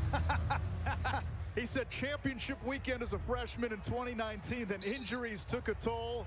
You had the COVID year. He had 2 torn labrums and a sports hernia that required surgery. Initially, that injury was misdiagnosed as a groin pull, so in 2021, he didn't practice. He played in the games. He wasn't himself. Then he saw a hip specialist, and they said, hey, this is more than a groin pull. Missed all of last year. He came back, Big Ten Offensive Player of the Year, and his team at championship weekend. And his career arc kind of parallels Pat Spencer, former star for Loyola. He was a late bloomer out of high school. 5'4" as a 16-year-old. Okay, he was headed to Amherst. And his coach at Haverford begged Jeff Tambroni, said, take a look at him. And Tambo picked him up super late in the process. He was committed to Penn State after his senior year of high school. Chance here for Tommy Schelling, and Duke goes up 3 again.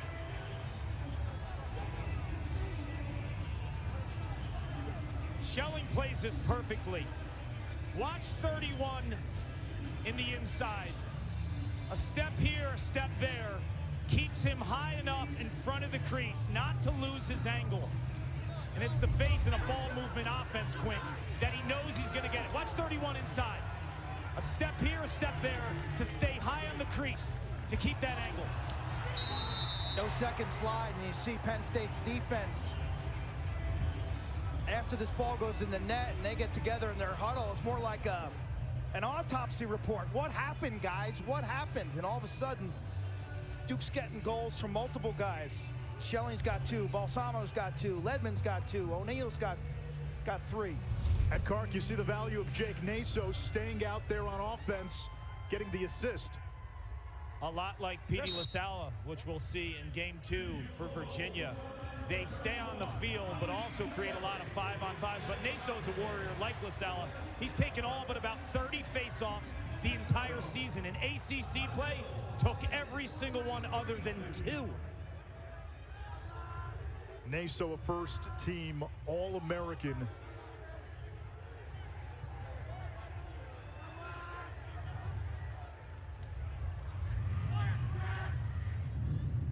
Winkoff thought about it. Now has a short stick. A good one in Jack Gray, though. Winkoff down the alley. Plays it back to Malone. Malone with the right hand. Got a step on Brower. Back-to-back 4-goal games for TJ Malone. 11-9.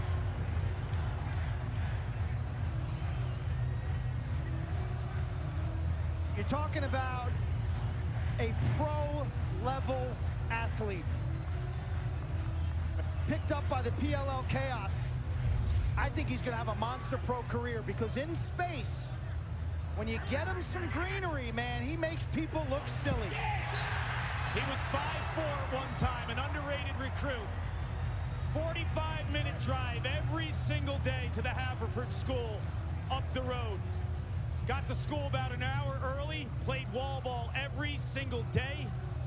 Pays off. The lefty sticks one's righty. Quinn, at the top of the broadcast, you said if Penn State can pull this off, Malone's got to match Brennan O'Neill. He's done that so far. And I love it, Haverford and East.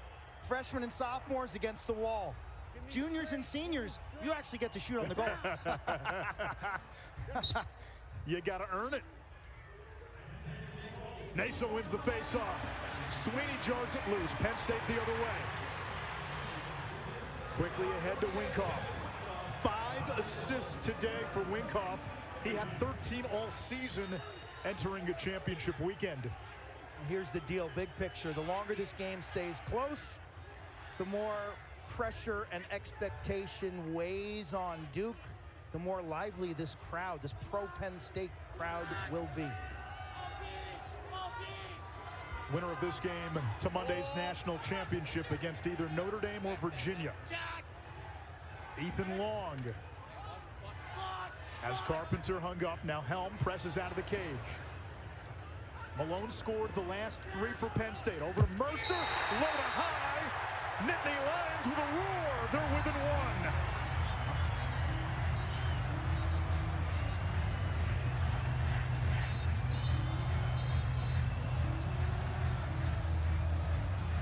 Hey, Quinn, 9 of their 10 goals are assisted. Everyone's eating. Everyone's sharing. Starts with a turnover and scrappy defense. Sweeney makes the check and then the run out. Mercy, mercy me. Penn State trying to etch their legacy this weekend in Philly.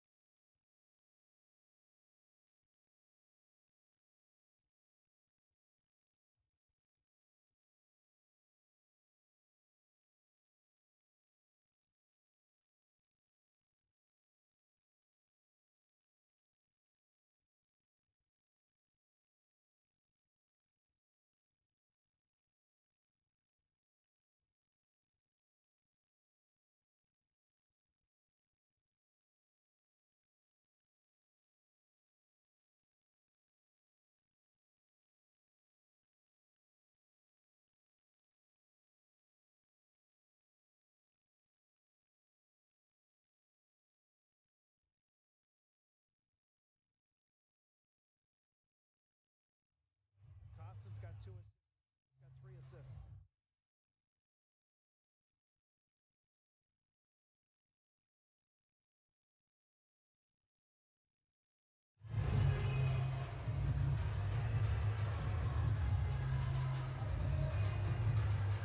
All of a sudden, they're getting a lot of shots. And the fastest game on 2 feet is underway. Between the legs! Whoa!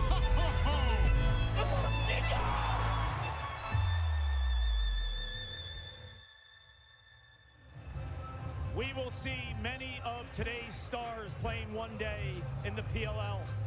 But on a sunny day in Philadelphia, this Penn State offense is popping. And TJ Malone has been incredible. When I spoke to Jeff Tambroni at half, he said, we need to attack from up top. They hadn't had any success behind against guys like Kenny Brower, so they put Malone, their best playmaker this season, the Big Ten Player of the Year, above the goal. And he's sharing, he's scoring, and this offense, Quint, is clicking.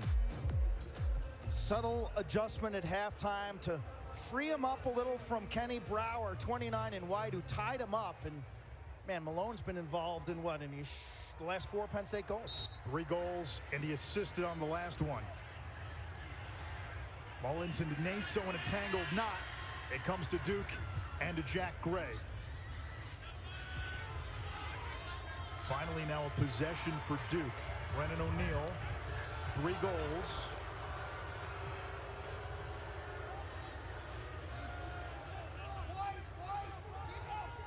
McAdory has the short stick, Sickler. Now the switch, and Ross will pick up Andrew McAdory. All 3 of Duke's attackmen garnered All-America honors. So did Garrett Ledman, who has the ball. Man-to-man defense from Penn State.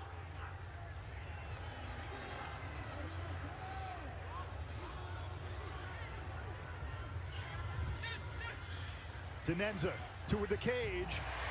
Brassian makes the save. The rebound to O'Neill. New 60-second shot clock for Duke. Penn State's leaving some guys on an island. Coach Tambo told me yesterday, there's some guys we're not going to slide to. We've got to move and double and help out on O'Neill. But it looked like Denenza, they just left him completely on the island.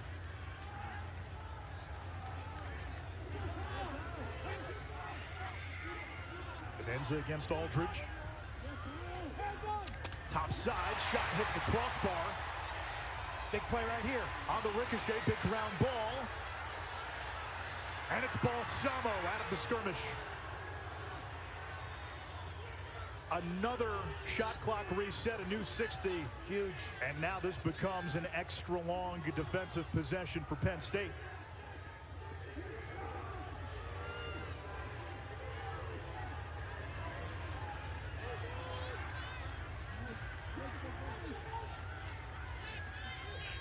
Denenza again on the run, pings the back of the net.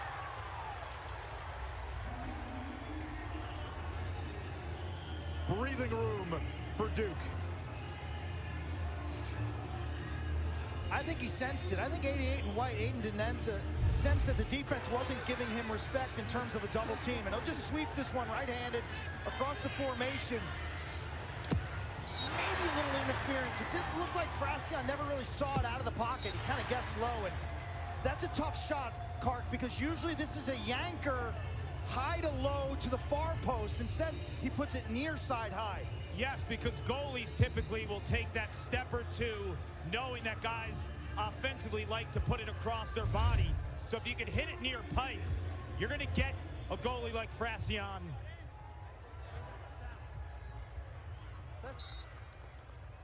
Six different goal scorers for Duke. Naso off the face-off win.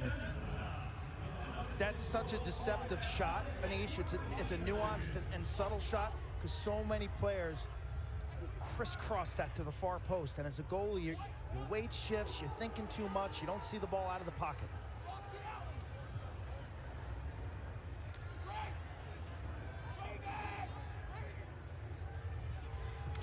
Here comes O'Neal. Stick check loose by Parnham. Out of bounds, turnover, Penn State ball. Kevin Parnham, the sophomore from Pingree. Coached by Mike Webster, former teammate of mine, two-sport athlete at JHU.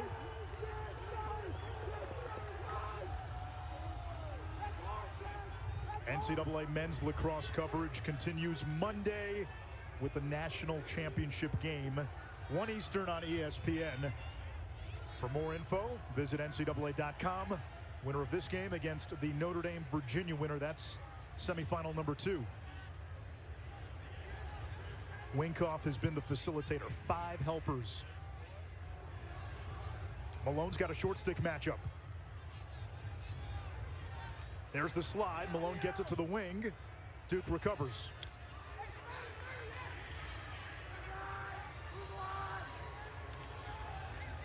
Penn State has scored on its last 3 shots.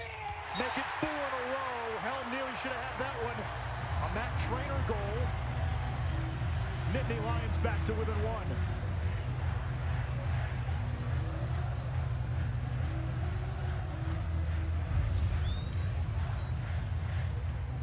Parnham with the poke.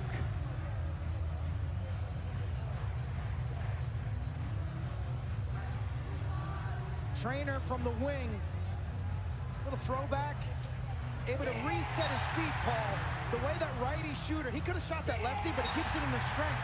But the resetting of the feet and the hips gives him just enough velocity to squeak this one past the goaltender. That was strange, though. It felt like Trainer, almost halfway through the release, wasn't positive if he should shoot that. You know, we're talking a lot about releases with Tenenza shooting a near pipe. A lot of times as a shooter, the full follow-through gets the stick across your body. In those last 2 shots, you didn't see that. Naso wins the face-off for Duke. Accelerates downhill. Naso all the way!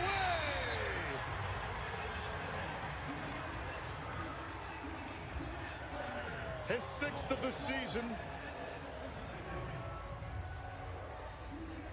13-11 Duke. Yesterday at practice, Naso's drilling on the side like all Fogos do. They're like kickers. I point to him and I ask John Danowski, what's most improved? He said Jake has become a real lacrosse player. His handling, ground ball acumen, the passing, the understanding where the offense can be is that pegs our goal cam. Naso bags a key goal in this game. Seeing that more and more now with face-off guys. Ever since the rule change a couple of years ago, the players have to be more athletic and way more skilled with the ball. Whether it's Naso, P.D. LaSalle, those are the 2 top goal scorers in championship weekend from that position.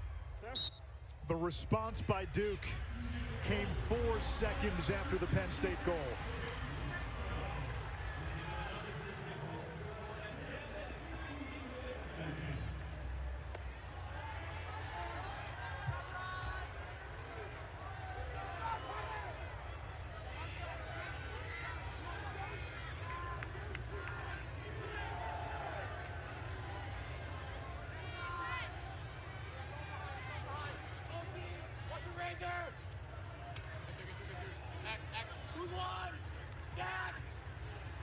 Chris Jordan now, 6'4", 220.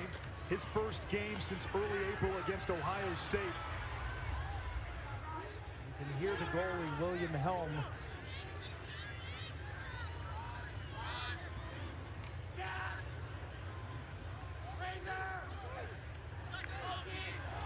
Carpenter jars it from Long. Long ambushed. Out of the melee, it's Tyler Carpenter for Duke.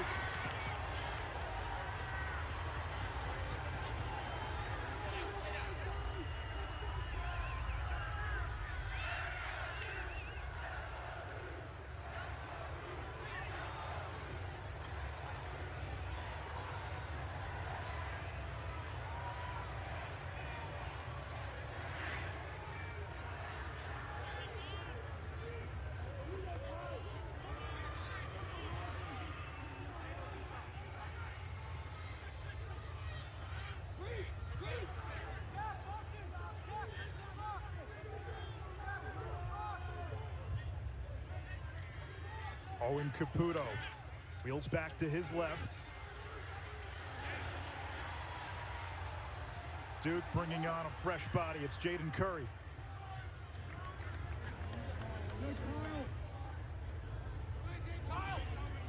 Now Schelling against Hawes.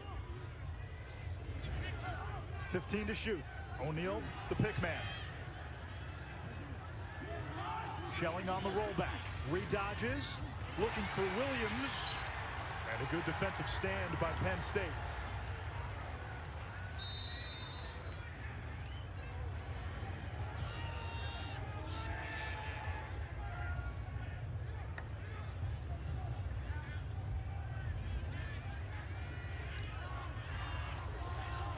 Well, if you look at Penn State offensively, that last time they had the ball, they tried to attack from behind. Carpenter and Brower on a double team to no avail. When they keep the ball above the goal line and attack from the midfield, way more success.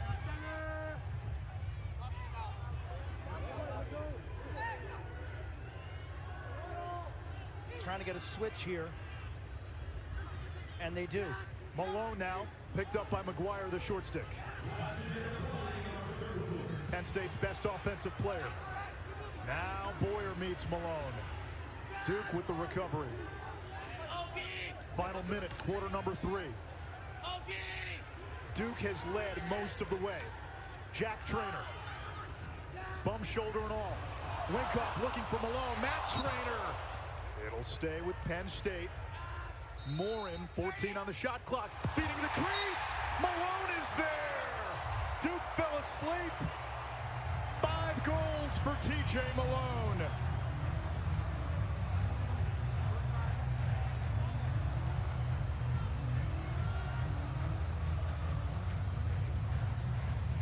All you need is an opportunity when you have a hot hand like TJ Malone.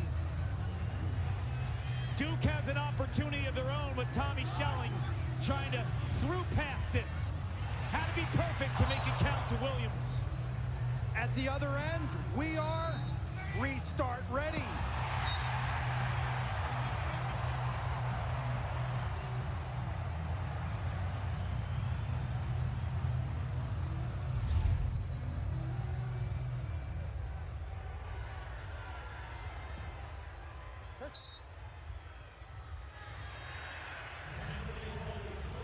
Naso wins this one back. And now Duke with a chance in the final 25 seconds of quarter number 3.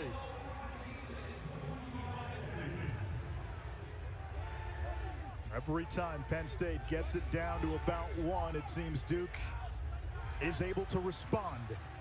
Final 10 seconds, McAdory working on Ross, help coming, McAdory sandwiched.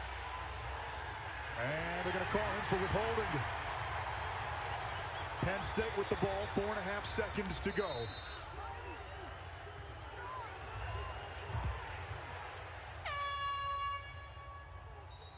We go to the 4th quarter. A trip to Championship Monday on the line. Few gave Penn State a chance today. The Nittany Lions have made it a 4-quarter game, down by 1 to the number 1 seed, the Duke Blue Devils. TJ Malone. Big third quarter for he and the Nittany Lions. 5 goals on the afternoon for the Big Ten Offensive Player of the Year.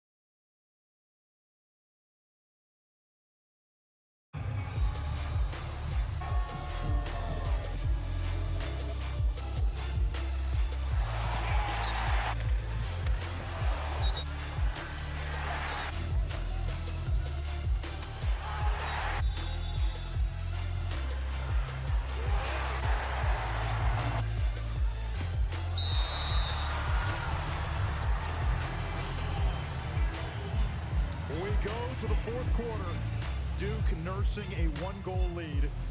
The Blue Devils led 7-4 at one point. They led 9-6. Penn State has been chipping away, but Duke still has a 1-goal lead going to the fourth quarter. Kark? I'll tell you what, Anish, Jack Posey's not on the field with the injured leg. He has been an incredible emotional boost for this team.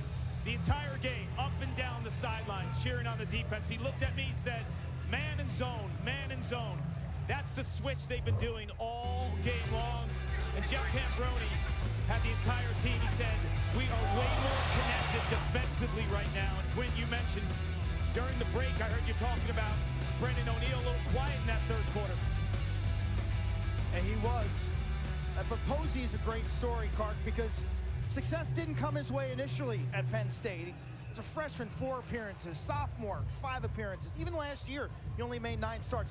A self-made player. He wakes up early in the morning and runs with TJ Malone. Spends countless of hours against the wall working on his stick skills. He's hard-nosed, aggressive. He's been ruthless on the ball, and now all he can do is try to lead from the bench.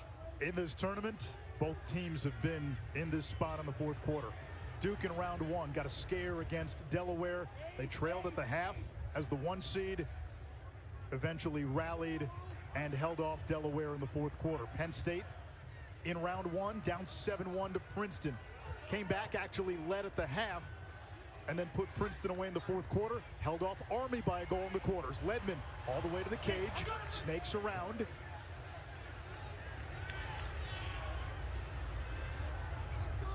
There's Balsamo. 2 goals today, his first 2 of the NCAA tournament. Wants his left. That one wide. Duke keeps it in bounds. Still plenty of time to shoot. McAdory. Denenza feeds inside. Dyson Williams misses. Big ground ball comes to Penn State. Nearly a turnover. Sweeney the other way. Ledman in pursuit. Sweeney all the way.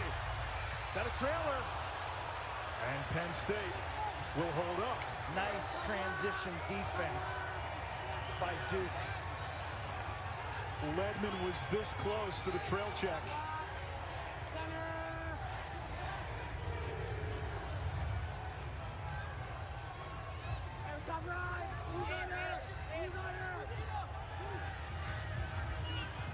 Costin skirts down the alley. Behind the cage, Moore. Trainer setting the pick. Now here's Jack Trainer. Kenny Brower's got him. That is not the matchup for Penn State.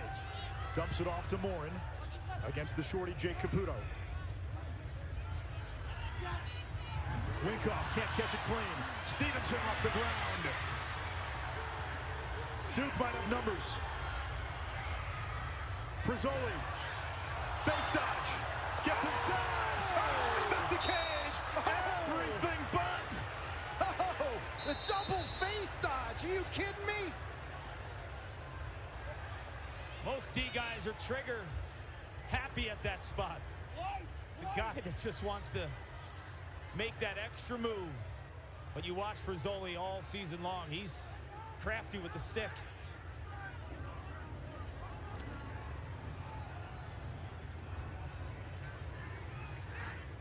McAdory attacks from up top.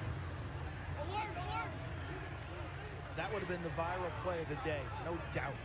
Maybe the weekend. McAdory set behind the cage. Now it's Caputo. Did not have the angle, shoots it too high. Saying that's a pass, I guess. They called it a pass. It should be a pass. That thing had arc on it. Lorenzo Charles on line one.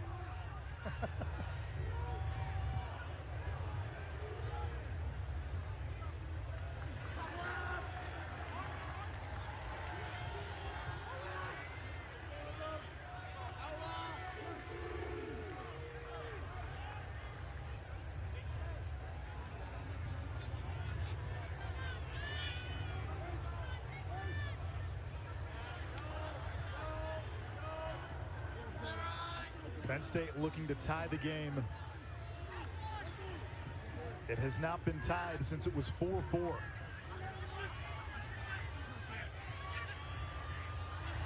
Malone's got a shorty.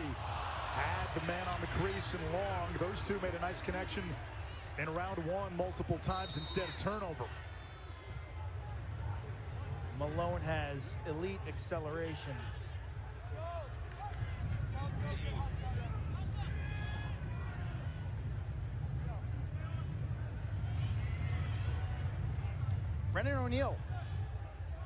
Brennan O'Neal, 34 in white. Got to be the guy somewhere down the line here if you're a Duke fan. O'Neal without a point in the second half. Here's Denenza. Fires low, Frassian there. A dozen saves for Frassian. And that's a cat and mouse here. They're slow to double team Denenza. 88 in white knows it. Sets up his rollback, but that's when Frassian can stop. Advantage defense. Kark, it's almost a pick your poison defensively for Penn State, and it seems they've made the decision to see if Denenza can beat them. It's the right decision, too, because when you don't slide to Denenza, you have a little bit of extra help defense ready to go on O'Neal, on McAdory. So it is pick your poison, but it's the right poison. Costin gets separation. Malone has a short stick matchup. Feeding inside, shot, score! Penn State ties it at 13.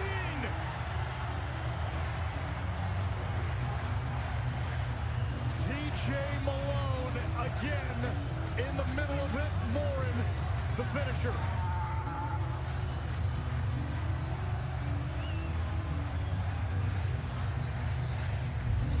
Somebody's gonna break in this game. Frisoli, whoop, whoop, puts it just past the post. That's the fact, Jack. Frassian standing tall. How about the patience of TJ Malone? He knows he has the matchup. And the distribution of this Penn State offense to pass, to make the one more. 12 of the 13 goals assisted, and TJ Malone has been an absolute superstar this afternoon with the home crowd behind his back.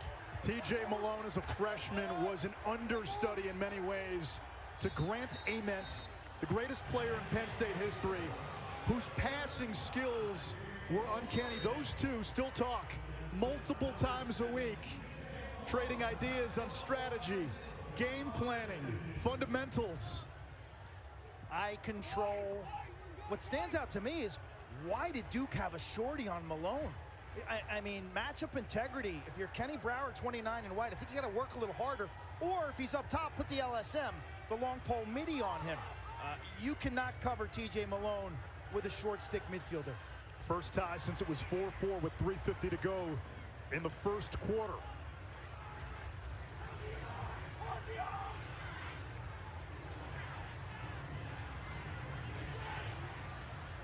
Owen Caputo finding Carey for the goal, and Duke's bench jumps out.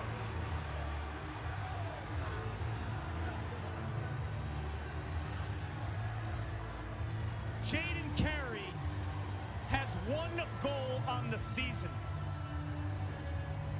This has to make you think of everything Coach Danowski tells us all season long. It's all about the second team, the looks they give us in practice. Well, those looks sometimes are so powerful that it gets you on the field in critical spots like this. Sometimes when you cover Duke lacrosse, you feel like a bird watcher, because there are players who surface out of nowhere. Oh, look, there's 44 Jake Wilson. Oh, today it's Jaden Carey. Last week, guess who got in? Guess who got in?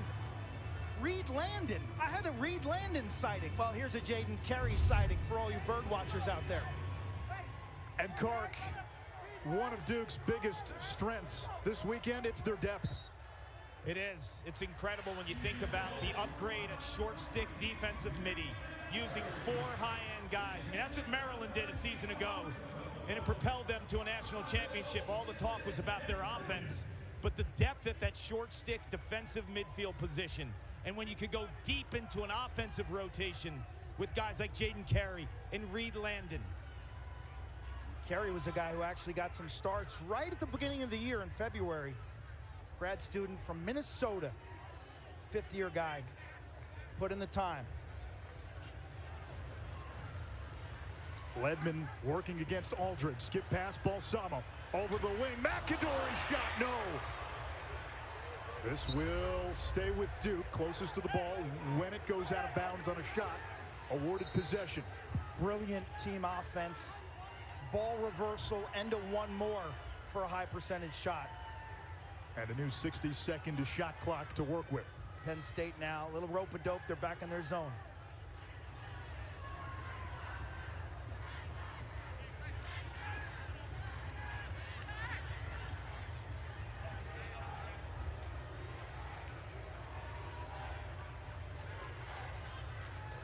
Check that, back in their man.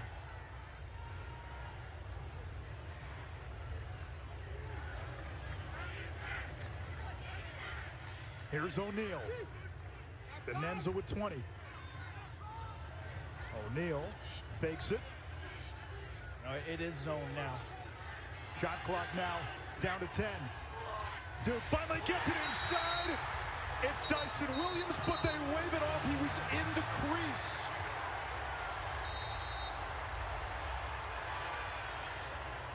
Huge, huge.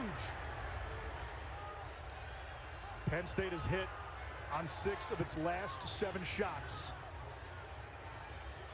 When 7 has touched it in the second half, good things have happened.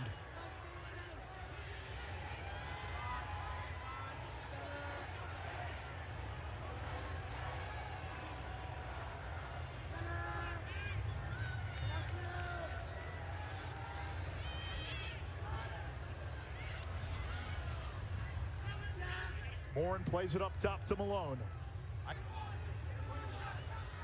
Winkoff finds the angle and scores.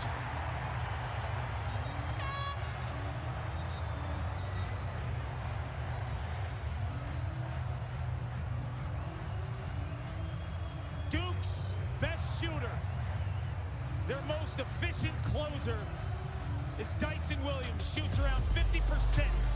He's automatic in spots like this. He's missed now 2 critical spots in this third quarter and in the fourth, Quint. Left foot on that goal line. That's a crease violation at the other end. Target is hit from a severe angle. Right-handed rip by Winkoff.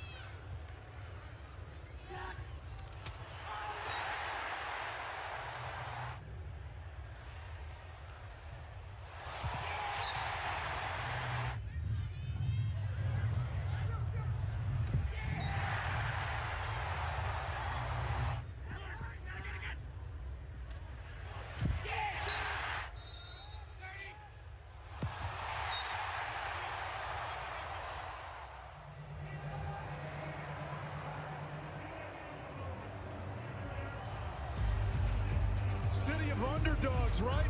Villanova 1985 basketball. Rocky, Tug McGraw, you gotta believe. Jack Frassion at Penn State thinking upset. This would be a monumental upset. The Nittany Lions goalie, one of the best in the country, has made some big stops in this semifinal. He's got the mental flat-line game that I love to see, dealing with a shot to the chest there in some pain. Sophomore from Annapolis, Maryland, 57% on the year. The more you watch him, the more you just gotta love his instincts. So many times he makes the right choice on those 50-50 mid-range shots. No wasted movement or efficiency. And look at that differential. Big goalie disparity so far, Kark. Well, they got a solid Frassion, who's as cool as the other side of the pillow. And Quinn, I saw him at halftime. He came out earlier than normal, probably with 11 minutes on the clock to get the extra shots, and they weren't phasing him. Matt Danowski, the offensive coordinator for Duke, I was just in their huddle. He said they cannot stop us, whether they run zone, run man, and if they're in man, they're looking for some exchanges from the crease area to pop those guys on the outside. The hot guy, they're going to move that guy around so their slides off for Penn State. Face-offs tilting in Duke's direction. They've won the last 5. Hey! It's Jake Naso! Don't call him a Fogo. 15-14 Duke. A 3-point afternoon for Naso. 2 goals and an assist. Step down City. Look at him walk back to the dot. You talk about body language. Like, I'm the man. Look at him strut back to that dot. Look at him time this up. The catch, crow hop, 3-quarter overhand bounce missteps here. He actually gets this ball to hum, gets this ball to kick enough over the stick. Just a gorgeous shot from about 11 yards. Able to eye it up, follow through, celebrate to the bench. Second goal today, the 15th of his career. Hudson Bond and Naso. Penn State finally wins a draw, and they might turn it over. Aldridge able to salvage the possession. They've got to play it back, and Penn State has to get it across midfield before that shot clock hits 60. Francia needs some help, and the Nittany Lions just able to get it across.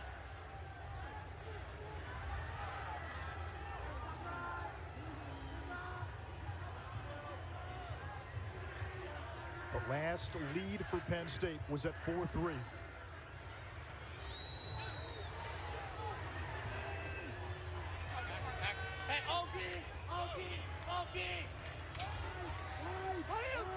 Moore finds Trainer. Can't get topside. Now Costin.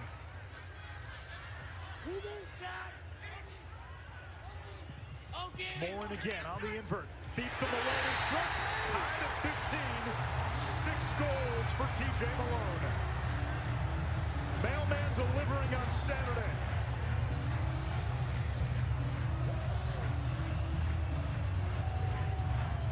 So when Fogos score goals, what's their winning percentage on the next face-off? Penn State nearly throwing this on the carpet for a turnover. Really well done and no panic. He's a chameleon, TJ Malone. Put him anywhere on the offensive set. His freshman year, he played inside, playing along with the bricks. Like Grant Amen feeding him the ball. This time he knows the slide is going to be early to support that short stick matchup. He stays pat, and he finishes. Defenders have to work in tandem together. If you go, your second's got to be there. It's almost like you have to trade off the responsibility of TJ Malone. 8 points for Malone. He had 4 goals in the quarters. 6 points in round 1. Naso wins another face-off for Duke. It's the 7th tie of the game. 5 minutes to go. Clark, when these championship weekend matchups were set in stone, a lot of folks pegged Notre Dame, Virginia to be a potential all-time semifinal. I don't know how many expected this game to go this way and be this close at this juncture. Especially when you lose Jack Posey and Jack Trainer's nicked up. Your 2 heartbeats on both sides of the field, but TJ Malone wanted to hear nothing of that. O'Neal's been quiet in the second half. Ledman against the freshman O'Connor.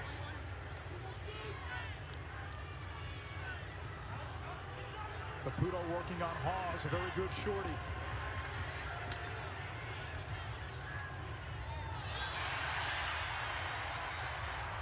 Schelling able to track it down. 12 seconds on the shot clock. Ledman from up top. Too high. 7 seconds on the shot clock. Less than 4 minutes to go in regulation. Ledman gets it back. 3 to shoot. Ledman trying to get that hand free. Too high. Shot clock violation. This place loves the D. They love the D.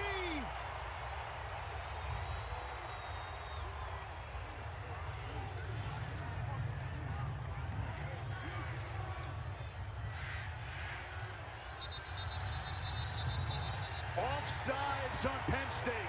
Duke gets it back. That's a careless turnover.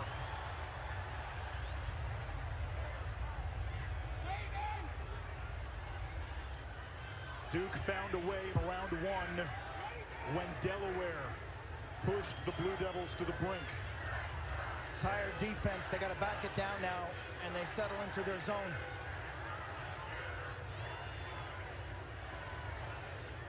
Denenza's been someone who has had opportunities today. O'Neal still waiting to check in the second half on the stat sheet. He's inside the formation right now, but not for long.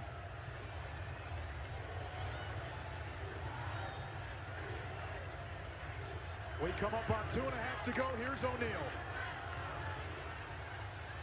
Gives it up. Denenza. Shot clock dips below 20. Denenza again. Aldridge stays with him. Balsamo now 2 goals today. Over to Schelling. Schelling. Not even close. And Penn State with the backup. Nittany Lions ball. 2:14 to go. The zone D. And the great closeout from Aldridge. Penn State eyeing one of the biggest upsets of the semifinal round.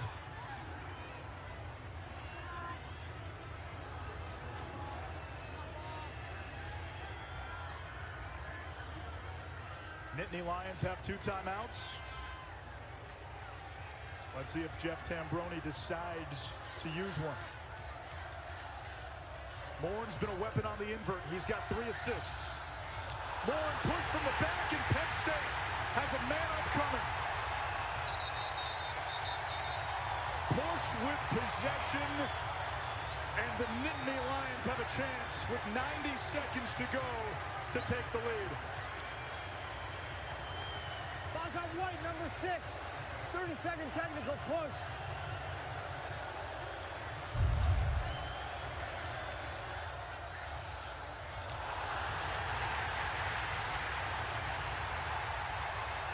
Easy call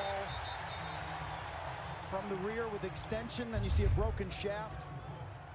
A Nittany Lion group, 47% on the season. The Trainer brothers, most lethal, but a 16 even on this unit with the shoulder injury. He's got the ball. Jack to his brother Matt Trainer. Back to Jack. Now Malone, 6 goals today. Trainer. Jack Trainer to Winkoff. Malone back to Winkoff, who scored the game winner the last 2 weeks. He's got some pop from up top. Winkoff likes to sweep across with the right hand. Thought about it. 2 seconds left on the extra man. We go to full strength. Gray runs back on. Penn State now with 20 on the shot clock. Less than a minute to go. Can Winkoff close it again? Here's Malone. 10 to shoot. Matt Trainer has to put it on Cage. Penn State with the backup. 6 seconds on the shot clock. Ethan Long. Penn State might have to dump this into the corner. 1. Shot clock violation. Duke's going to get a quick restart.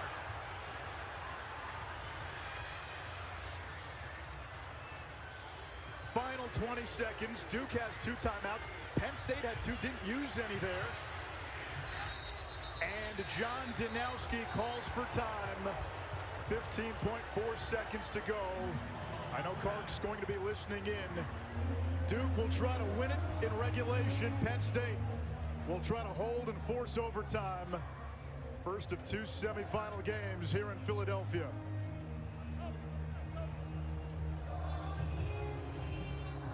Blue Devils 2 wins away from their 4th national championship in program history. Penn State looking to get to Memorial Day for the first time in program history. This has been a close game throughout. Duke's biggest lead was 3 goals. Penn State clawed and clawed and clawed. Finally got to even. They've been trading goals, 15 all. The winner gets to Monday's title game against either Virginia and Notre Dame. And Quinn, if Penn State somehow pulls this off, this would go down as one of the bigger upsets on championship weekend. Penn State 3-11 last season. An incredible turnaround, one of the biggest in the sport's history. And they have stood toe-to-toe with a Duke team who's had their eye on championship weekend. Karg, what are you hearing down on the sideline? There's 16 seconds left. who would you give the ball to? 34.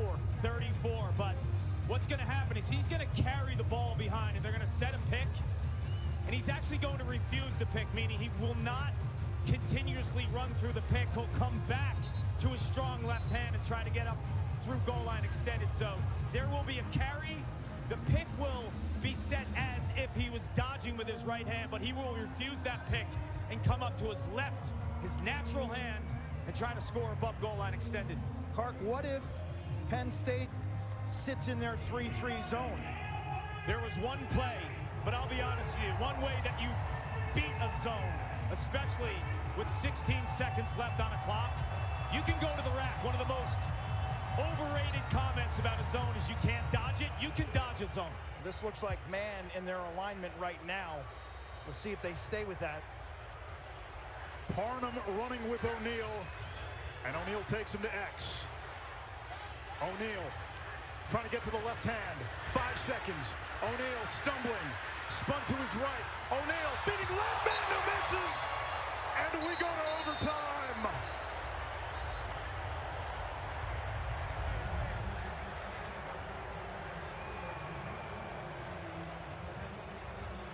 That was some pass. That was some nifty pass. You talk about O'Neal willing to delegate, willing to draw the defense and kick it to his teammates. He's done that all year. He's been such an unselfish hero, and he gives Ledman a good look from about 9 yards.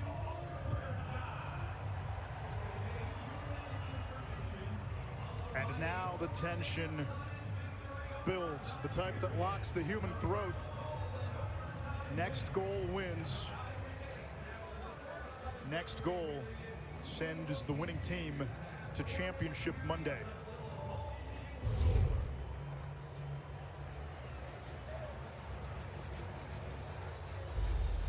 Catch your breath, Philadelphia.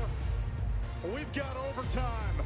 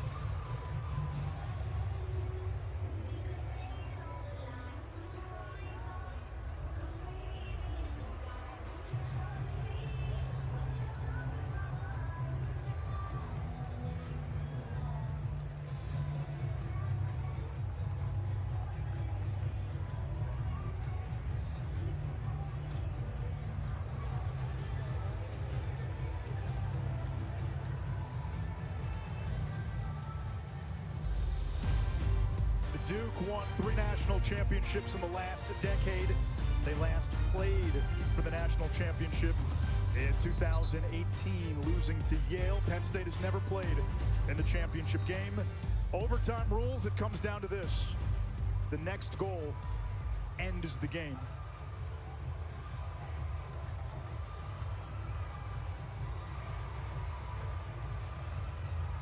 Both teams get 1 timeout. And now, the face-off X becomes paramount. Jake Naso has been a weapon on the face-offs for Duke. 21 of 33, but he's also scored and created offense from those face-off wins. 2 goals and an assist. Mullins out there for Penn State.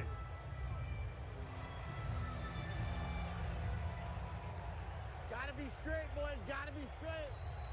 Down.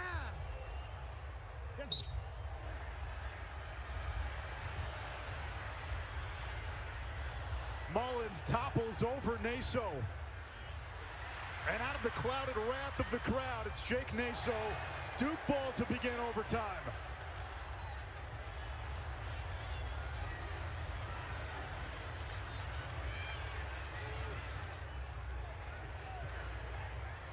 Let's see if Duke elects to use its timeout. Penn State, toward the end of the game, had 2 timeouts, did not use any. They had the critical offsides penalty. Ledman.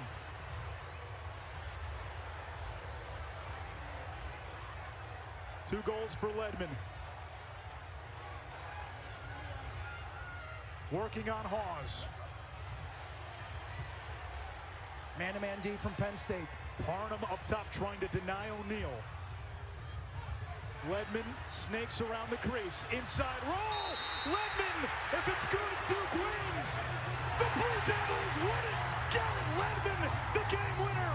Duke will play for a national championship!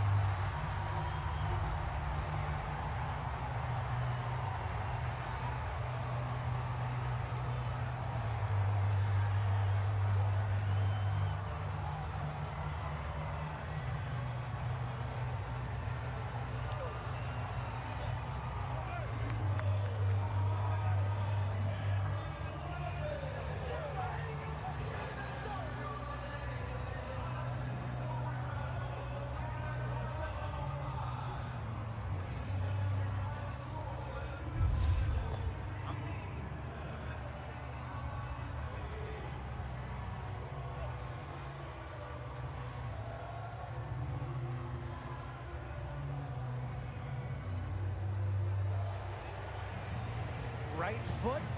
Was that right foot? Can I see that again? That right foot. Wow. He did not land in the goal mouth. But does that right foot step in the crease? Oh, that He's right on the foot crease. is in the crease. He is in the crease. The officials have left the field. The officials have made a beeline to the locker room. Penn State is now pointing up to the video monitors that they want a review of this.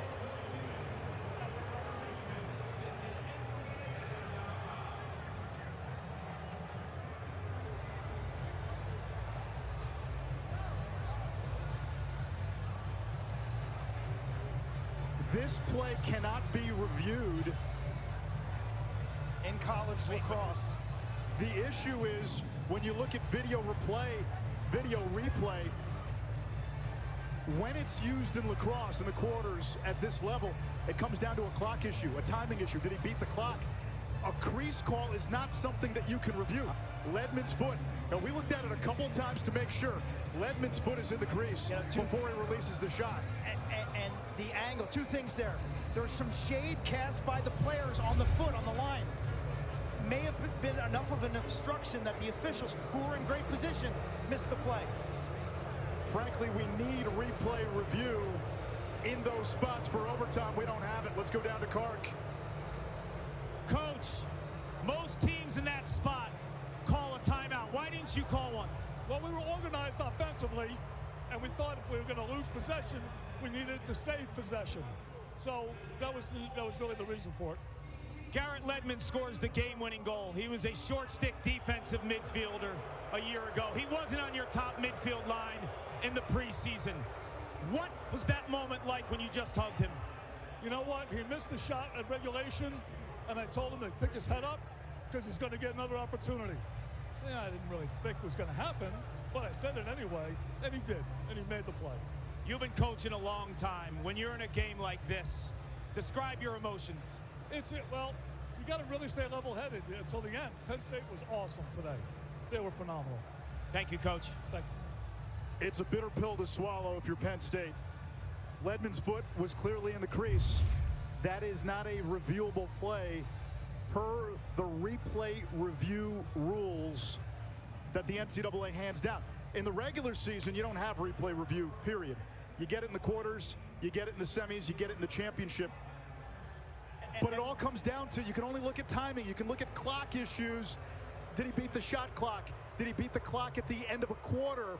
In that case, even though that is a call that decides the game, that is not reviewable. To me, that is not as much on the referees who've got to make a bang-bang call versus the format.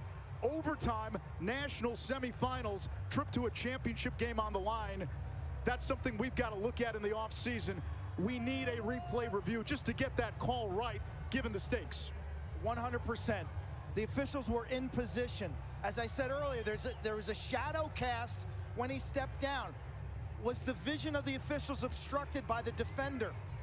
They just didn't get a good enough look at it. In pro lacrosse, the PLL, Premier Lacrosse League, that's a challengeable play. The coach can throw the flag and they will review it and get the call right. It adds a stain on what was otherwise a highly entertaining national semifinal game. Kark, you're down with our Capital One player of the game. Garrett, when time expired in regulation, Brennan made that pass to you. You missed the shot. What was going through your mind? I just wanted to go to overtime, and I just wanted another chance. And luckily, Jake won the face-off. We got the ball, and I knew we were going to take care of it. I knew that the ball was going to end on that side of the field, and we were going to win. But yeah, it was my stomach dropped when I missed that shot. You've been the ultimate weapon the last couple of years. You were a short stick defensive midfielder. You were a midfielder who could shoot on the run. But that last move, that wasn't typical for you. Describe what was going through your mind in terms of your approach on that defender. Yeah, like every day in practice, we work on getting up to the island 5-5, and I knew that if I could get up there, that nobody was going to be home if I rode underneath, and that's what I did. I put my foot in the ground and I dove in front of the cage, and luckily it went. This is your 5th year. What makes that team behind you any different? It's just the most cohesive unit I've ever been a part of. Everybody truly loves each other. Everybody wants to be in the locker room. We're excited that we get to play on Monday, but more than anything, we're just excited to be together. And that's been the story of this team, and that'll be the story till the end. Congratulations. Thanks, Kark. Playing like a senior that he is, sense of urgency, energy, and great freedom today. Duke gets the win in overtime, 16-15 on the Garrett Ledman game winner. It's going to be talked about a lot. Duke will play in Monday's championship. The last 3 teams left are the only 3 teams that had the #1 ranking during the regular season. It's Duke against either Virginia or Notre Dame. Duke was 2-0 against Virginia in the regular season, 0-1 against Notre Dame. The Blue Devils win. Controversy will certainly linger from the end of this. You don't want that for this sport on this stage when you have great lacrosse defined by a play like we saw end this game that can't be reviewed. It's something the Rules Committee needs to look at in the offseason. Listen, we've got another game, though. Virginia and Notre Dame. Hopefully it can be as good as this one. To Chris Connor, Bill Tierney, and Matt Ward.